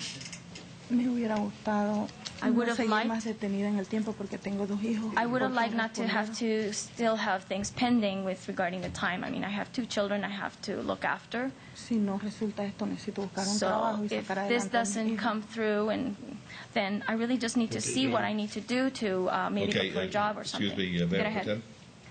Yes. Ms. Myers, was there any areas of concern with Ms. Mejia? No. All of the areas of concern are with Mr. Mejia. And she stated in her comments that they are divorced. That is correct, and they represented to us early on that he was not going to have any involvement with the business, but we found, and the detective has found throughout the entire process, he is actively involved in the business. Is he involved in any accounts? Yes. Bank accounts or whatever? Yes. And he's on the accounts? Yes. No, the accounts are only in my name. Él tiene las cuentas que me pasó de lo He que has accounts that he transferred to me. de lo que me pasó, lo que costaba los supply que me pasó. He has like accounting in reference to supplies and things that he transferred to me. Están aquí los papeles, solo que él ha estado tarde en todo para Papers are entregarlos. here now. I mean, he's just been behind on submitting everything pretty much. Too many, you're right. Él entregó tarde. Excuse me, please. Sir? Detective Humphrey, Las Vegas Metro Special Investigation Section. Actually, Mr. Mia is an authorized signer on the Pavos Enterprises doing business as Fong's Garden. He is an authorized signer on that account. Él me ayuda. Él es mi bartender. Él me estaba ayudando. He was helping me. He was my bartender and was helping me. Porque tomando en cuenta que tenemos dos hijos. I mean, you have to take in adelante, consideration that we have 2 children that we have to take care of. After all, he was trying to help me out to follow through, to see me, follow through until he got his job. Well, 3 months. 3 months we've asked for information from him, and we get nothing from him. He asked for an extension, so we gave you an extension. And he come in there yesterday afternoon and dropped off some stuff that didn't mean anything at all to anything. And we can't, if we don't give you a permanent license today, which I don't feel inclined to do, then the temporary license expires today. I know that. I do know that. And we're the same place we was 3 months ago and 6 months ago. Estamos en lo mismo porque él estuvo tarde en los papeles. Well, y yo it no seems estuve. like we are in the same situation. It's the fact that he was behind in submitting the paperwork, and I know that, and I realize that. That's not this council's problem. So we gave him time to get that straightened up, and Ms. Mejias, she could have worked with him and got this taken care of. El problema es él, no yo. I'm independent from him. The problem is him. It's not me. Sir, through the investigation, it's been found out that he's provided the majority of the monies for this business. I've asked that he come forward to find out where he's getting his income from, give him ample time. In just the packet he delivered last night, there seems to be some questions. Just in this bank account, he's making cash deposits under $10,000, which is right below the cash transaction report the bank fills out on a person making cash deposits. So that raises questions about money, and they're all in cash. What amounts? Just right under 10,000, 9,500. Just the date is 11/20/2009. I asked for 3 years worth of bank records, and he only provided 1 year. Yeah, yo tengo las pruebas de que yo vendí mi I have casa en proof that Bolivia I sold my house in Bolivia, con ese dinero. He pagado el and I have negocio. used that money to pay for things for the business. Actually, I requested the check that she used to purchase the business. She did not provide that to me in the initial investigation. How about subsequent to it? Say again, sir? Have you seen the check? No, sir. Oh, you've never seen the check? Never seen Even the though check. you made the request? Yes. I have the bank account, and Tengo la venta, I tengo have todo the eso. proof of the sale of that and all of that. Que entró el dinero aquí. And a also Estados that the Unidos. money was sent here, and Transfer de banco it was a banco. transferred from bank to bank, from Bolivia to the United States. I have all that to prove it. The main question is where the money went once it arrived in the United States, who it went to. There's no record of that. She did not provide that information. Excuse me. I have that here. Lo tengo que fue a la cuenta de banco de Wells Fargo. I have proof that it went to a bank account for Wells Fargo.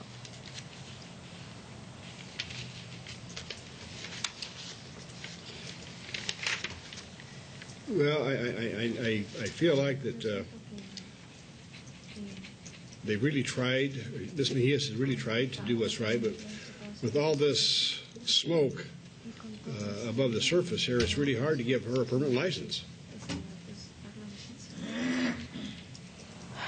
Bueno, sí, es muy difícil. So, necesito que me diga. And I feel like we gave her sufficient time to get this straightened out, and we're no closer today than we was 3 months ago or 6 months ago. 3 meses, pero eso no es por mi culpa. 3 months, yes, but that's not because of my fault. Es de la otra persona. I mean, it's the other person that was involved. Yeah, Unfortunately, I have done the best I can. Apparently, though, he's still involved in the Él business. todavía está involucrado en el negocio. Pues por ahora estaba ayudándome, pero ya no más. Ya él se Well, tiene que ir a he buscar un was trabajo. helping me in the meantime in the process, but he is looking for a job in the process of doing that. Any other questions? Is the business open? El negocio está abierto. Está abierto. Is he still a It's bartender? open. Él trabaja ahí ahorita. Está trabajando en el- Ahora no, yo. Not right now. Ahorita no. Pero When's the last time he tended bar? Excuse me, bartender, pero When's the ya last se time he tiene que tended ir, bar él there? está trabajando. Excuse me, can you repeat that? When is the last time he tended bar there? ¿Cuándo fue la última vez que él fue el bartender en Este fin de semana, pero él se tiene que ir. Necesita saber this si last va a salir weekend? o no But para we need to dejarlo. know if this is going to proceed or not, so that he can go or not go. Or... What's the recommendation, please? My recommendation would be to let the temporary license expire. I really hate to do this, Your Honor, but if we gave him a permanent license, we didn't get this straightened out, we just had to go through a show cause, and I don't think I would like to do that at this time. So my motion is going to be is to follow staff's recommendation. Okay. All right, let's vote, please. Opposed?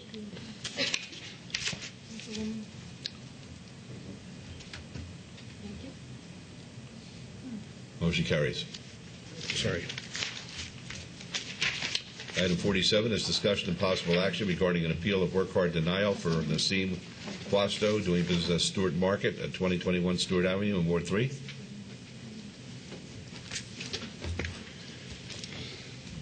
Wasn't it here? Mayor, Council, Carol Meyer, Business Licensing. Mr. Costo, is that how you pronounce your last name? Costo applied for a work card and was denied by the Las Vegas Metropolitan Fingerprinting Section, and he's here today to ask for consideration of appeal of that denial, and I'll turn the time over to him and let him answer any questions you may have. In your background investigative books is a copy of the Metro report. Before he does, is there anyone here from Stewart's Market representing? Could you please come forward, please?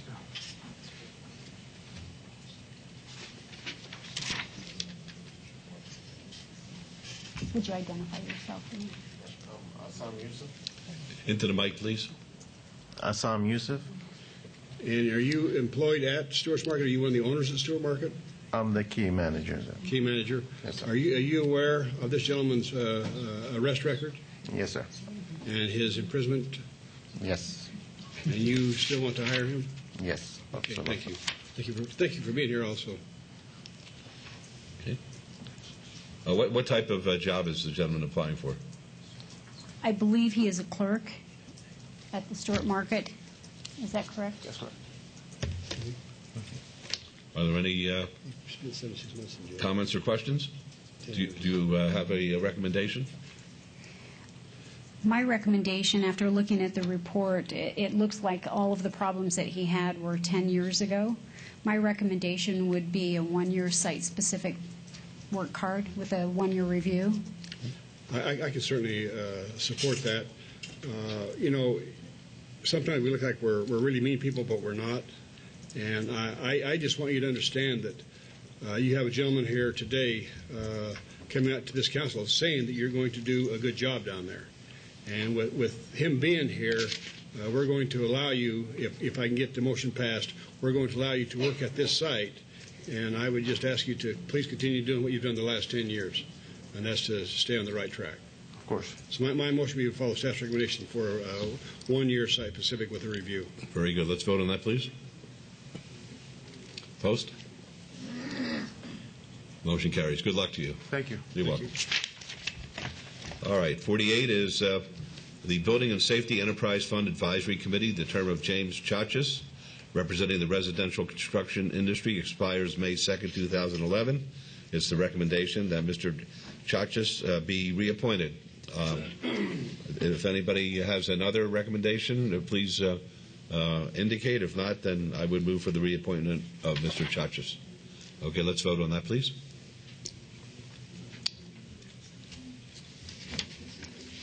Opposed? Motion carries. Thank you. Item 50 is the Regional Transportation Commission. My term expires June 30th, 2011. I have resigned that position at the request of Councilwoman Tarkanian, who desires to be a member of the RTC. I hereby would nominate her for that post. Let's vote on that, please. Opposed? Motion carries. Okay, bill number 2011-19 expands and clarifies the applicability of certain parking-related prohibitions related to city-owned parking lots, city-owned parking garages, and public rights-of-way. Councilman Anthony, do you wish to have this read? Yes, sir. Thank you, Councilman. Thank you, Your Honor. Bill number 2011-19, an ordinance to expand and clarify the applicability of certain parking-related prohibitions relating to city-owned parking lots, city-owned parking garages, and public rights-of-way and to private-related matters. Your Honor, before you vote on this, Mr. Steed indicated before today's meeting that this bill needs a few tweaks, and he's down here to introduce them as a First Amendment. Okay, tweak away. Thank you, Mayor. Many of the parking rules in Title 11 work off the reference to a city-owned parking lot or a city-owned lot, and we discovered that it wasn't clear that that might apply to parking structures or to facilities that might not be owned by the city but by another organization related to the city. So we would simply add a new section to this bill that would define city-owned parking lot or city-owned lot as a parking lot or parking structure which the city operates or maintains or in which the city enforces the provisions of this title. All right, thank you very much. Councilman Anthony, do you have a motion? Thank you, Mayor. My motion is to approve item number 51 with the First Amendment. Thank you. Let's vote, please. Opposed? Motion carries. Thank you. Items 52 through 54 are bills 2011-21 through 2011-23 are eligible for adoption at a later meeting, so we'll move on to the new bills. Items 55 and 56, bills 2011-24 and 2011-25 will be heard at the recommending committee meeting on Tuesday, May 17, 2011.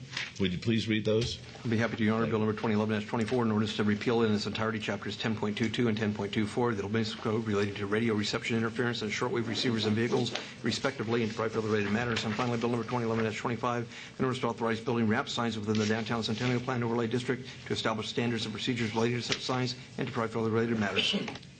Okay, thank you very much. I'm going to assume that Councilman Barlow will be available on May 17th. Will you be available, Councilman Anthony? Yes, sir. Thank you. Then we'll assign these bills to you for your review. And the morning session is in recess, and we'll be in recess until 1 o'clock this afternoon. See everybody at that time.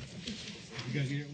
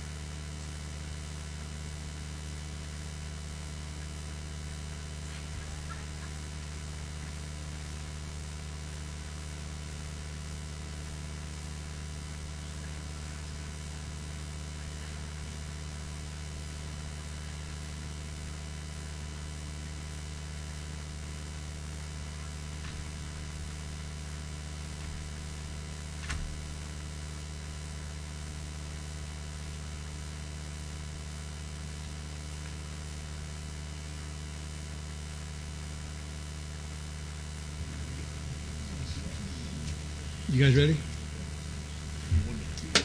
Okay.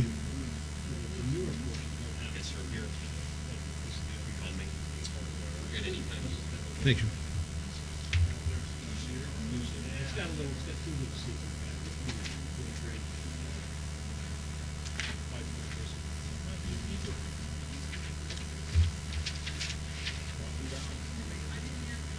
You ready, Steve?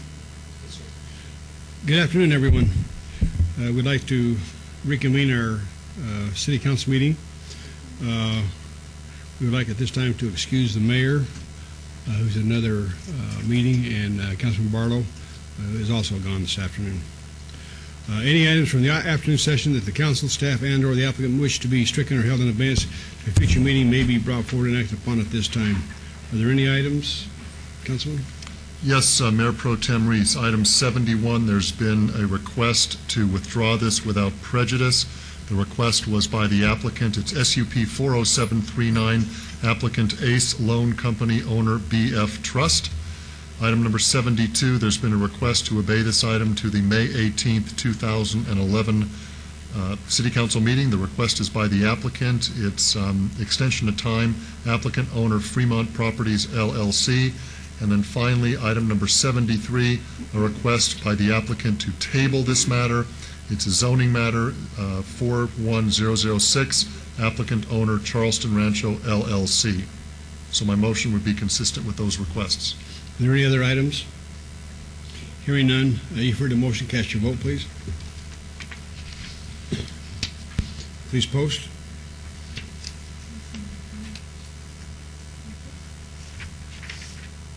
Motion carries. Item 58 is a public hearing and possible action to consider the report of expenses to recover costs for abatement of nuisance located at 568 Bonita Avenue in the amount of $4,187.50 and assess a maximum of $33,050 in daily civil penalties. Property owner Drew A. Hicks. I'll declare the public hearing open. Mr. Smith. Mayor Pro Tem and Council, Devin Smith, Neighborhood Response Manager. The purpose and background is the condition of the property was a public hazard and an attractive nuisance. The Department of Building and Safety declared the property in violation and started legal notification. When no corrective action was taken nor an appeal filed, the Department of Building and Safety hired American Demolition to board all open doors and windows, remove all trash and debris, and remove all high grass, weeds, and dead vegetation. To date, there have been 8 inspections conducted at this location. The estimated value of the property based on Zillow.com is $111,000. The recommendation is that the City Council approve the report of expenses to include a $970 invoice for American Demolition in addition to other fees assessed for a total of $4,187.50 and consider assessing a maximum of $33,050 in daily civil penalties. Any questions? This is a public hearing. Is the property owner here? Mr. Farlow? Yes, thank you. Todd Farlow, 240 North 19th Street. Is there any way keeping these trees alive? I guess you want to go water them. Anyone else wishing to speak? See no one will close the public hearing. How many I have it here, but just for the record, how many times we went out and inspected this property, Devin? 8 times. And we have tried to reach the property owner. We have made 4 attempts. 1 card has been accepted and the rest have been returned. Okay. With that said, then I'll make a motion to approve the request for $4,187.50 and assess a maximum of $33,050 in daily civil penalties. Is there any questions on the motion? Hearing none, cast your vote. Post, please. Motion carries. Public hearing and possible action on item 59. Public hearing and possible action to consider the report of expenses to recover costs for abatement of nuisance located at 1737 Canosa Avenue in the amount of $4,296.75 and assess a maximum of $31,550 in daily civil penalties. And property owner is Jeffrey Todd Williams. This is also in Ward 3. Mr. Smith. Again, Mayor Pro Tem, Council, Devin Smith, Neighborhood Response Manager. The purpose and background is the condition of the property was a public hazard and an attractive nuisance. The Department of Building and Safety declared the property in violation and started legal notification. When no corrective action was taken nor an appeal filed, the Department of Building and Safety hired Weaver Construction to remove all sheds and accessory structures, remove all trash and debris, remove all high weeds, grass, and dead vegetation, and board the front door. To date, there have been 8 inspections conducted at this location. The estimated value of the property based on Zillow.com is $67,500. The recommendation is that the City Council approve the report of expenses to include a $1,065 invoice for Weaver Construction, in addition to other fees assessed for a total of $4,296.75, and consider assessing a maximum of $31,550 in daily civil penalties. This is a public hearing. Anyone wish to speak on this item? Is the property owner, Mr. Williams, here? Seeing no one, I'll make a motion to follow staff's recommendation for the $4,296.75, and I'll assess a maximum of $31,550 in daily civil penalties. Any question on the motion? Hearing none, cast your vote. Post, please. Motion carries. Item 60 is a public hearing and possible action to consider the report of expenses to recover costs for abatement of nuisance located at 1213 Sadie Street in the amount of $4,402.50 and assess a maximum of $35,050 in daily civil penalties. Property owner Martha Ruiz. This is in Ward 3. Mr. Smith. Again, Mayor Pro Tem, Council, Devin Smith, Neighborhood Response Manager. The purpose and background is that the condition of the property was a public hazard and an attractive nuisance. The Department of Building and Safety declared the property in violation and started legal notification. When no corrective action was taken nor an appeal filed, the Department of Building and Safety hired American Demolition to board all open doors and windows and remove deteriorated and accessible metal shed. To date, there have been 11 inspections conducted at this location. The estimated value of the property based on Zillow.com is $46,000. The recommendation is that the City Council approve the report of expenses to include a $550 invoice for American Demolition, in addition to other fees assessed for a total of $4,402.50, and consider assessing a maximum of $35,050 in daily civil penalties. This is a public hearing.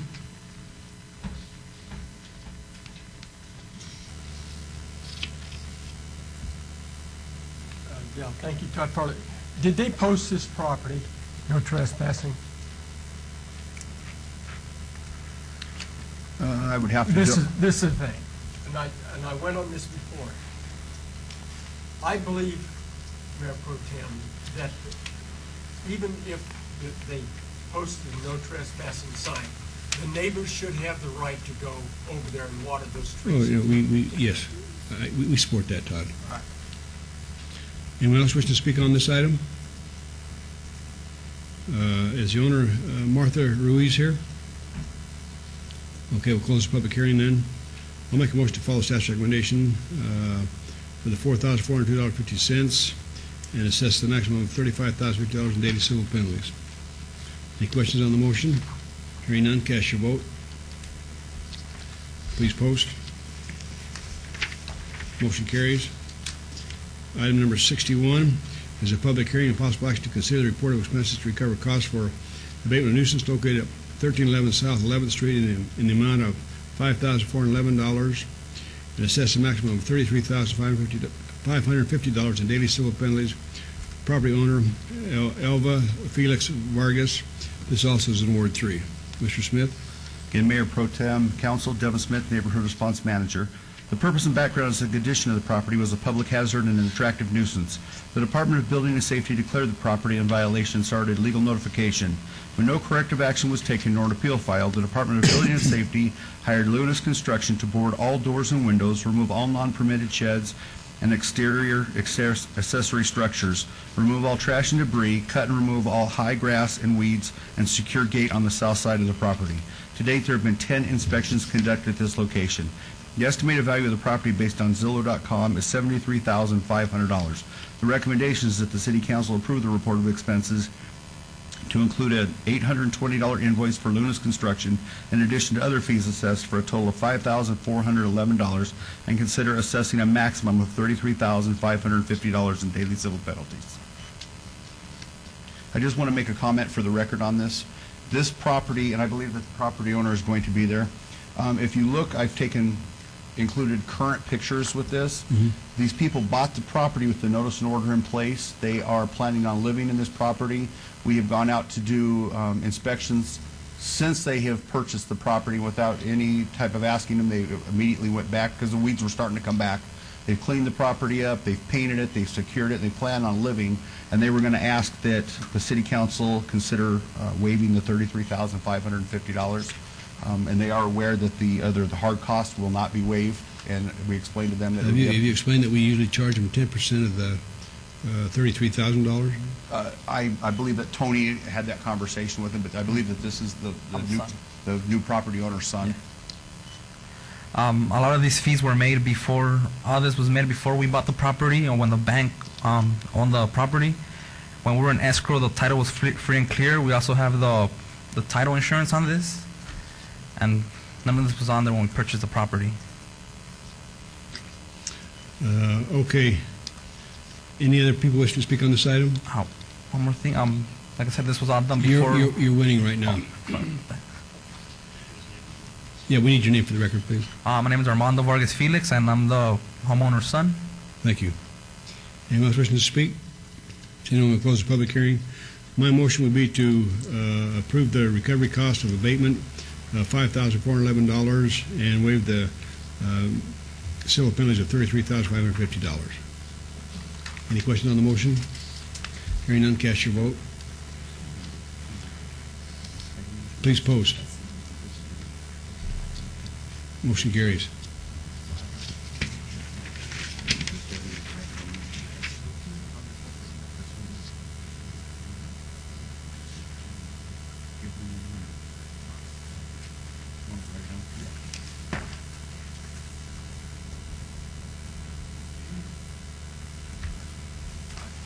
Thank you.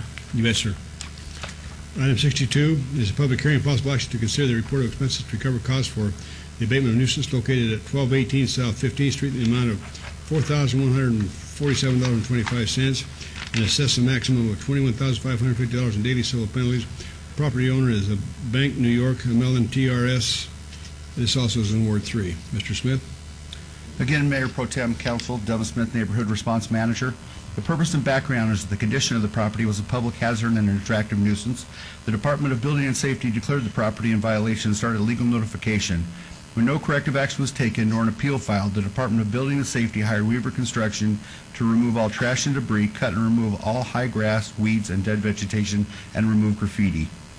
To date, there have been 9 inspections conducted at this location. The estimated value of the property based on Zillow.com is $79,500.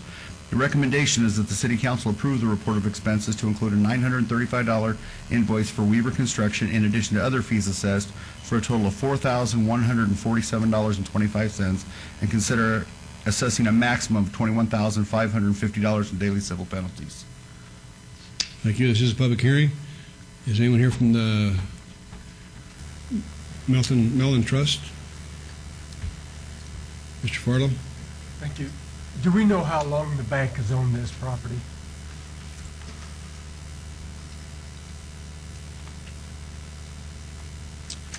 Well, we started noticing the bank in August of last year, so that's, no mercy on these That's people. when the first registered mail went to the bank, was in August of last year.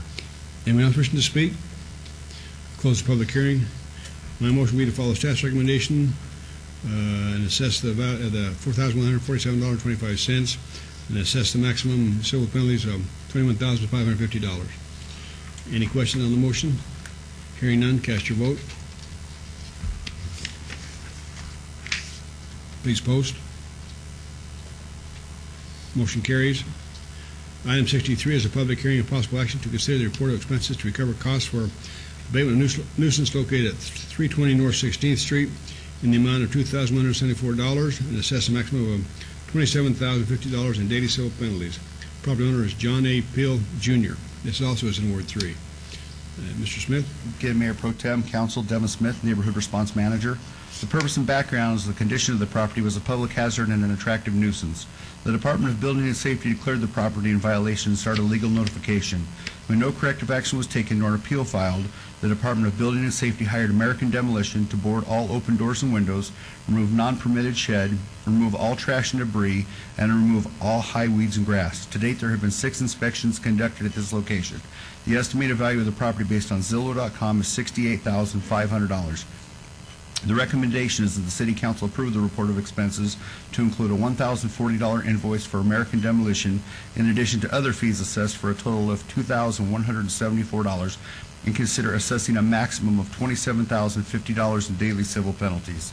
And just a note for the record, we understand, we have not been able to confirm it, that the owner is an elderly gentleman that lives in a senior home and does not have the ability to maintain the property. So what do you do in that case? We were contacted by a friend, apparently, and said that was the claim that they made. They asked if we would put that on the record, and that's all I was doing was putting that on the record. And what's the property value of this? $27,050. No, I'm sorry, the property value $68,500. This is a public hearing. Mr. Farlow, you make me feel bad here, buddy. This is down in your neighborhood. Can you take the job of watering them trees? I'd like to.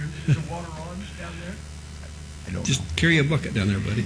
On my bicycle. That's sad. I'll move to follow staff's recommendation, though, and try to recover the cost of $2,174, and will assess the maximum of $27,050 in daily civil penalties. Any question on the motion? Hearing none, cast your vote. Please post. Motion carries. Item 64 is a public hearing on possible action to consider the report of expenses to recover costs for abatement of nuisance located at 304 Jackson Avenue in the amount of $3,532 and assess a maximum of $33,050 daily civil penalties. Property owner, trustee, Clark County Treasurer, care of Linden Properties, Inc. This is in Ward 5. Public hearing is open, and Mr. Smith. Again, Mayor Pro Tem Devin Smith, Neighborhood Response Manager. The purpose and background is the condition of the property was a public hazard and an attractive nuisance. The Department of Building and Safety declared the property in violation and started legal notification. When no corrective action was taken nor an appeal filed, the Department of Building and Safety hired Lunas Construction to remove all trash, debris, and discard items on the vacant lot and remove all high grass and weeds. To date, there have been 8 inspections conducted at this location. The recommendation is that the City Council approve the report of expenses to include a $400 invoice for Lunas Construction, in addition to other fees for a total of $3,532, and consider assessing a maximum of $33,050 in daily civil penalties. This is a public hearing. Anyone wish to speak on these items? Mr. Councilman Reese. Thank you. Todd Farley, 240 North 19th Street. At the Planning Commission, isn't this the property that they were going to try and make it into a parking lot, and it was turned down? We don't know. I don't know. Mayor Pro Tem, through you, this is not the parcel in question. This is. Do what, Flynn? Just verifying for the record that this is not the parcel in question that Mr. Farlow was speaking of. Thank you. Anyone else wish to speak on this item? Seeing no one, will close the public hearing. I'll go ahead for Mr. Barlow and make a motion to follow staff's recommendation for $3,532 and assess a maximum of $33,050 in daily civil penalties. Any question on the motion? Hearing none, cast your vote, please. And we'd like to welcome back the mayor. Thank you very much. Appreciate it. Thank you. Please post. Motion carries. Thank We're you. on the consent calendar, sir. That's great. Items 65 through 70 are on the consent agenda. They're considered to be routine, and they're recommended for approval by the Planning Department. May I have a motion, please, to approve the consent agenda, items 65 through 70? Yes, sir. With all conditions, please. Thank you. Let's vote on that, please. Opposed? Motion carries. Thank you. Okay, 71, 72, 73. 74 is RQR 41070, required review. It's going to be a public hearing. The applicant is Princess Massage. The owner is Chetak Development, Inc. Request for a required review of a previously approved special use permit, which allowed a 1,200 square foot expansion of an existing massage establishment with a waiver of the minimum 1,000-foot separation requirement from 3 existing massage establishments at 2212 Paradise Road. This is in Ward 3. The staff recommends approval, subject to conditions. It's a public hearing which is now open. Yes, sir. My name is Douglas Wingo, and I'm the lease owner of Princess Massage. I'm here for any questions you might have. Are there any questions of the gentleman? Folks, a public hearing, if anyone would like to be heard.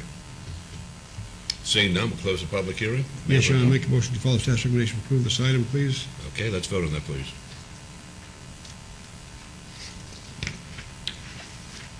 Opposed? Motion carries. Good luck to you. Thank you very much, sir. Item 75, Madam Clerk, would you please set the public hearing dates and appeals from the City Planning Commission meetings and dangerous buildings or nuisance litter abatements? Yes, sir. Thank you. Now time for citizens' participation. Item number 76. Public comment during this portion of the agenda must be limited to matters within the jurisdiction of the City Council. No subject may be acted upon by the City Council unless that subject is on the agenda and is scheduled for action. If you wish to be heard, please give us your name and we'll put the 3-minute timer on. Hello, my name is Rasan Joshua Collins, and I'm a Christian minister out here. And once again, I'd just like to remind the City Council the need not to contribute to the delinquency of minors. This is a crime, and it's happening every day on Fremont Street. I know Councilman Wilson, you're a lawyer, and you all know the law. And a lot of kids are being influenced to drink alcohol, to smoke, to gamble, all those types of things. And sexual sin and greed leads to hell. I encourage everyone to be sober, don't curse, smoke, gamble, or lie, and follow Jesus, not Satan. And unfortunately, I'm not getting much of a response from you, Mayor Goodman, on this issue regarding the children especially. And there's others in the community that are in agreement with me. And that I'm encouraging them to write to you. I hope that they will soon. I haven't received anything yet. No, not yet, no. But despite the fact that they write you or not, I've already come to you, and I expect that you as the mayor, you have a very strong, you could say, parental influence on the community, especially around the children. And you're wondering why there's so much graffiti and kids doing things they shouldn't do. But when you're promoting sin and things like that every day, that gets into their mind and their heart, and then they go out and they act that way. They go out and they get drunk, they party. They don't want to act responsible or moral. We have a moral, a chapter of law on good morals and public decency, right? We need to encourage kids to be moral. But if the adults aren't being moral, then that's the example they're going to follow. You know what I mean? And you're more in the TV than me. You have a great influence. You know what I mean? Just like everyone else on City Council. And, I just encourage you to continue to fight for the morality of the community, because that's a social cost is huge. When you let kids go out and get hammered or encourage them in any way that's not right, God forbid I do that. You know what I mean? Because I don't want to see kids go the wrong way. And you wonder why they're getting in jail, locked up, and all the cost of that, and rehabilitating somebody. It's not worth it. You know what I mean? You might make money in the beginning, but at the end you're going to pay. You know what I mean? So I just hope that it wouldn't take for someone to email you for you to act on this situation. You know what I mean? I just don't want anyone to be continually influenced this way. So I don't know what you can do on Fremont Street, especially. Even toddlers are out there. You know what I mean? So you're having a huge influence on these kids. Whether you want to or not, it's happening every day. I see when I'm out there preaching. So just encourage you to act, soon on this issue. All right, thank you. Thank you. Would anyone else like to be heard?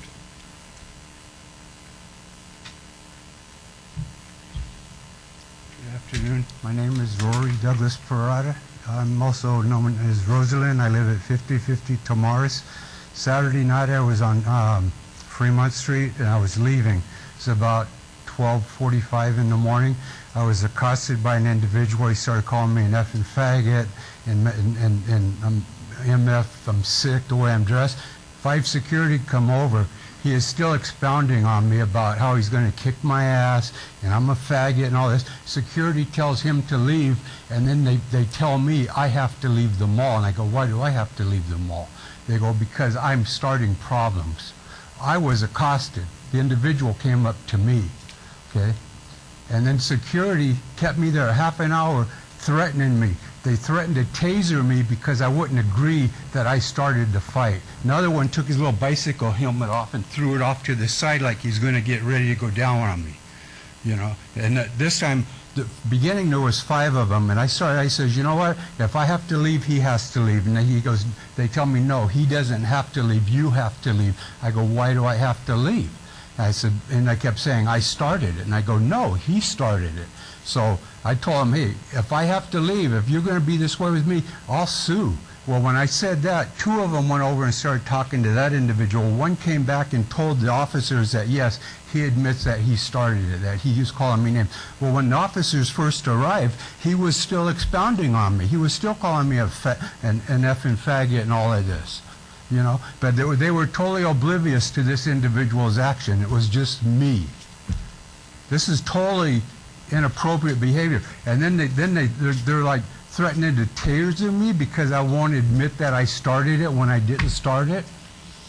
You know, that's what I have to say. I think there should be a law in this city for zero tolerance for any kind of hatred, just not towards myself or others like me, or just zero. And any employer that tolerates employees that do stuff like that, they should be out of work too. They should all be out up there living up in the north side. Right, Thank you. Thank you for coming down. Anybody else like to be heard?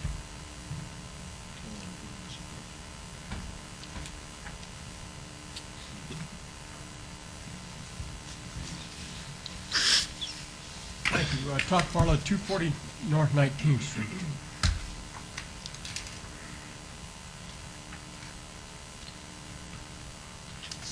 That's one for the clerk.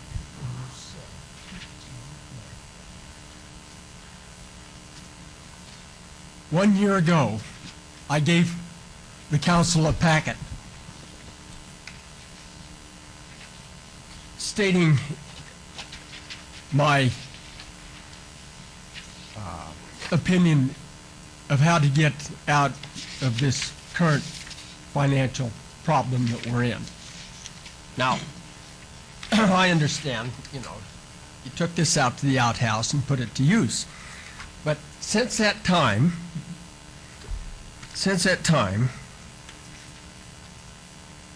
several states have decided to open their own state bank so they can use their, if you read in that last column that I underlined there, it'll speed it up. But Bernanke and Geithner are not your friends. They're not your friends. They have a mandate from Congress to stabilize the currency and maximize employment. They understand that. But Bernanke said, told Congress at the time, in his words, he says, my main concern is to make the banks whole again. If he does this on the backs of whoever, that's our problem. In the last tax year, 97% of the income went to 1% of the people. 1% got 97% of the income. This is not sustainable. This society will fall apart on that. You have the big corporations out there that they're pleading, like, I'm taking, for example, General Electric. President Obama made Jeff Immelt the chairman of his Committee for Jobs and Competition. General Electric is not an American company. Its legal address is in the Cayman Islands. Over 50% of General Electric employment is overseas. They have no intention of making anything, of adding any increase in the percentage of employees here, because most of their stuff is military contracts and that, and the military is going to start scaling back on the jet engines and that.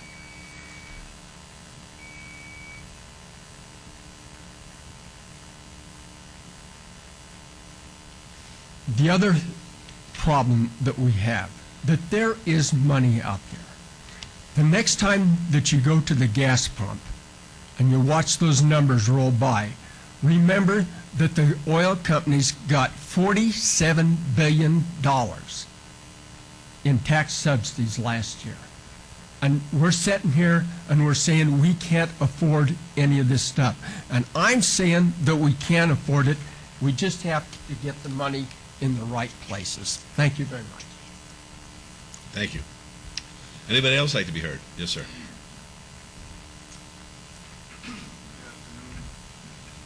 My name is Tamay Hodip. Come on up and say it in the mic, please. My name is Tamay Hodip. I've been a resident here for over 20 years. And I've, I guess you say I ran into an unfortunate situation as far as with law enforcement. Out early morning, beginning of January of 2010 last year, and I was pulled over, random pulled over, and with that pullover, it escalated into receiving a ticket and being tased and taken into custody, so on and so forth. But with that, it has been a stoppage of my whole entire life, and during that time, the North Las Vegas Police Department was the department that I was dealing with, and these people end up putting a refi chip and also a transmitter inside my body when I was incarcerated, and then once I was released. I was told that I was just being tested for TB, and then once I did my actual research and found out that it wasn't just for TB, because TB goes away from the testing on your arm maybe a couple of days after that. The reason why I'm here is because, like the gentleman said or whatnot, I know you guys probably receive many complaints starting from top to bottom or what have you, but it has completely stopped everything that I do as a man, because anybody has access to mind, body, soul, and not soul and spirit, but mind and body, because you can locate these things through computers like what's on your desk, along with cell phones and programs or what have you. Nobody seems to be notifying the public or what have you if a ruling or a judgment or a voting or anything passed in the Constitution that we have to as Americans to get these things. As far as I knew, there's no such thing as a requirement to have these. So as I go about my everyday process trying to proceed, I can't proceed because these things are, my whole privacy is being taken away. So I'm looking for some actual solutions, and every time that I go to talk to those people over there, I continue to get a runaround. So the first time I was put in jail was January. I did my time, which was around 11 some days, 11 to 13 some days. I got out, received community service. They told me to come back at this specific day in February, and I did, which was the 24th. And during this time period, they said fill the paperwork out completely and correctly, and I did, and they threw me back in jail. Okay, Scott, could we have somebody from our neighborhood services office to try to help this gentleman and get him some direction here? Yes, sir. We can make an attempt. Absolutely. Okay. Well, why don't you have a seat? We'll try to bring one of the city employees here, try to steer you in the right direction. Is there something that you might want to comment on? I don't want to impose, but I'm just saying. We're not allowed to. We're not allowed to take any action during this portion of our agenda. So, what we'd like to do is maybe one of our city employees will be able to steer you into a spot that where you might be able to receive a little help. Okay. Okay. Thank you. Good. Anybody else like to be heard? How about you ladies? You want to be heard? I'd like to find out what you think. Come on up here, please.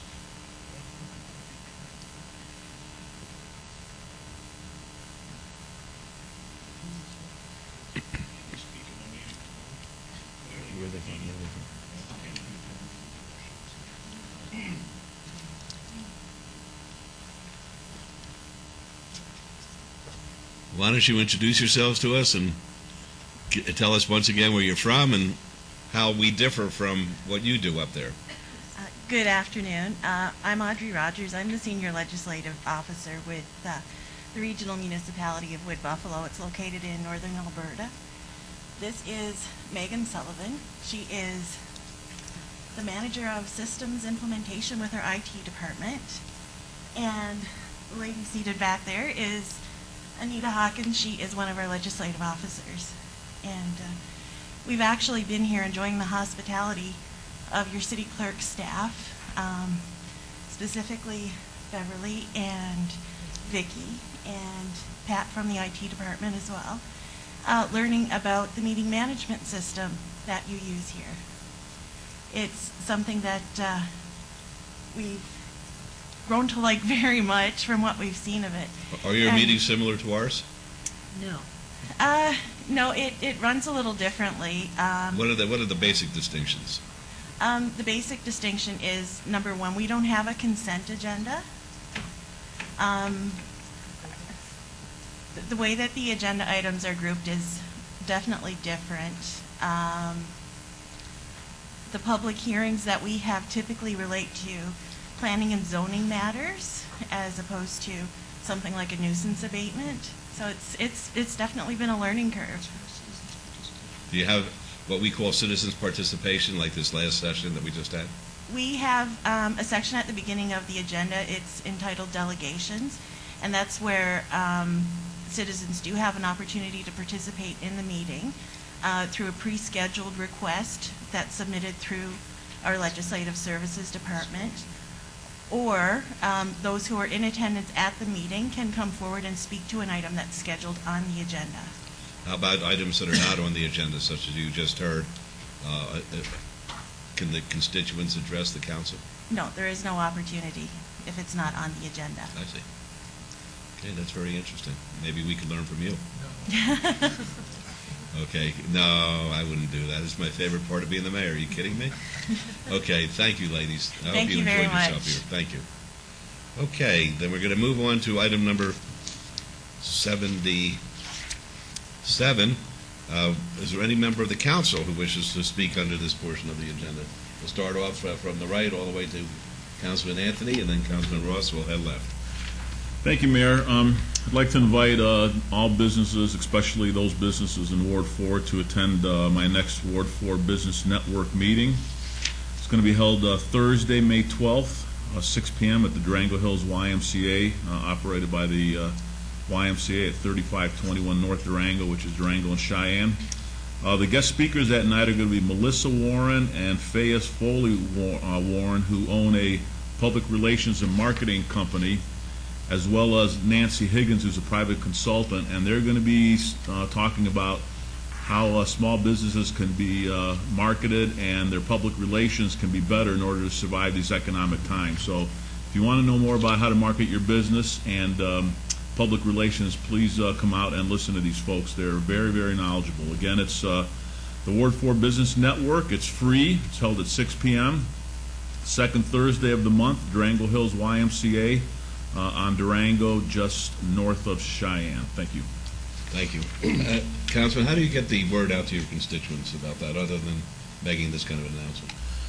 Well, we make this announcement here. We also, I sent a letter to all the businesses in Ward 4, specifically letting them know about this. I did that once, and I told them to send me their email addresses. So I have a pretty large bank of email addresses of businesses, and we email them the information. So that's kind of how we're doing it. And I think it's one of those business networks that I believe is going to probably grow even further as I talk to some of the other councilmen in their wards. So I think it's going to get bigger. That's very good. Thank you. Councilman Ross. Free is always good, Mayor. Also something free, there is still space available for anyone listening or watching this broadcast for the upcoming foreclosure prevention and mediation process event that we will be holding at the Centennial Hills Community Center. The event will have information on various tools and programs to help residents who are facing foreclosure. It will be May 11th, 2 to 4 p.m. I will be the moderator. We would like you to RSVP. If you can call 229-4167 or certainly my office at 229-6154. We will get you signed up. We are doing this, Mayor and Council, in conjunction with the Las Vegas Senior Citizens Law Project and the Nevada Foreclosure Mediation Program. So if you or a loved one or a neighbor is dealing with this crisis that has affected the entire country, certainly significantly here in Southern Nevada, please come to this foreclosure prevention and mediation process event to learn more information on making that decision for your family. Great. Thank you, Mayor. Mayor Pro Tem? Okay. Councilor Wilson? Thank you, Mayor Goodman. As I mentioned earlier in our ceremonial presentation, I've been highlighting a missing child at each council meeting for about a year now. We are very fortunate over half of those 24 children that have been highlighted have been located. I want to thank Nevada Child Seekers for giving me the opportunity each council meeting to bring their mission to the community in this way. The more people we have looking for these missing children, the better chance we have of returning them safely to their family. Please turn your attention to the screen and take a look at the picture of Regina Gianolino. She is also known as Ray. She's been missing since April 19th of this year, so just about 2 or 3 weeks. She's 16 years old. We are asking for your help in locating this young lady. She's 5 feet tall, weighs 140 pounds, light brown eyes, black hair. Both of her ears are pierced with gauges. She was last seen in the Southern Highlands area near Jones and Cactus, wearing a black hooded sweater and black cutoff shorts. She may be carrying a light blue backpack with black marker writing on it. If you have seen Regina or know where Regina is, please contact Nevada Child Seekers or Las Vegas Metro Missing Persons Unit. Thank you. Thank you. Councilwoman. I'd just like to say that I had mentioned the last time about our planting of trees on Evergreen, which is a street adjacent to Arizona Charlie's on Decatur's. And when we first started off, the people were a little slow in not wanting to maybe add trees or add problems or so forth. And we were amazed. We went out to plant the first group of trees, and we had just as many people stop us on the street on Evergreen and ask for additional trees. And since that time, we set up another date, which is this coming Saturday, where we're going to go out and do a second planting of the trees. We've more than doubled our original group, and we think we'll probably be planting every single tree the federal government gave us. And it looks really nice. They're not little tiny trees. They're decent-sized trees, and you can already tell that they'll have a tree canopy there, which is nice for the older neighborhood. At one time, it did have a tree canopy, and now it will again. Okay, thank you. Mayor, one more thing. Sure. I want to thank the council, and Mayor, you too, for joining me today in celebrating Eldorado Days coming up. That's going to be a great time downtown. There's going to be horses and cattle in downtown, along with sheep for the mutton busting. So I just want to express my appreciation to all of you for helping me with that. We went right past you. Pardon? We went right past you. Sounds like betting on the Pittsburgh Steelers, huh? It's not a bad thing. I want to address Councilman Wilson about the missing children that you brought up. Last year, my son, Charles Bach, wrote a best-selling novel. Appeared in the New York Times. It's being made into a movie concerning missing children in the Las Vegas area, and I recommend it highly. And the name is Beautiful Children. Beautiful Children? Beautiful Children, right. And your son's name? Charles Bach, B-O-C-K. Give him a little plug here so people can buy his book. He doesn't need plugs. He's a very famous author. He is now involved in another project concerning a novel about a political barber in Las Vegas.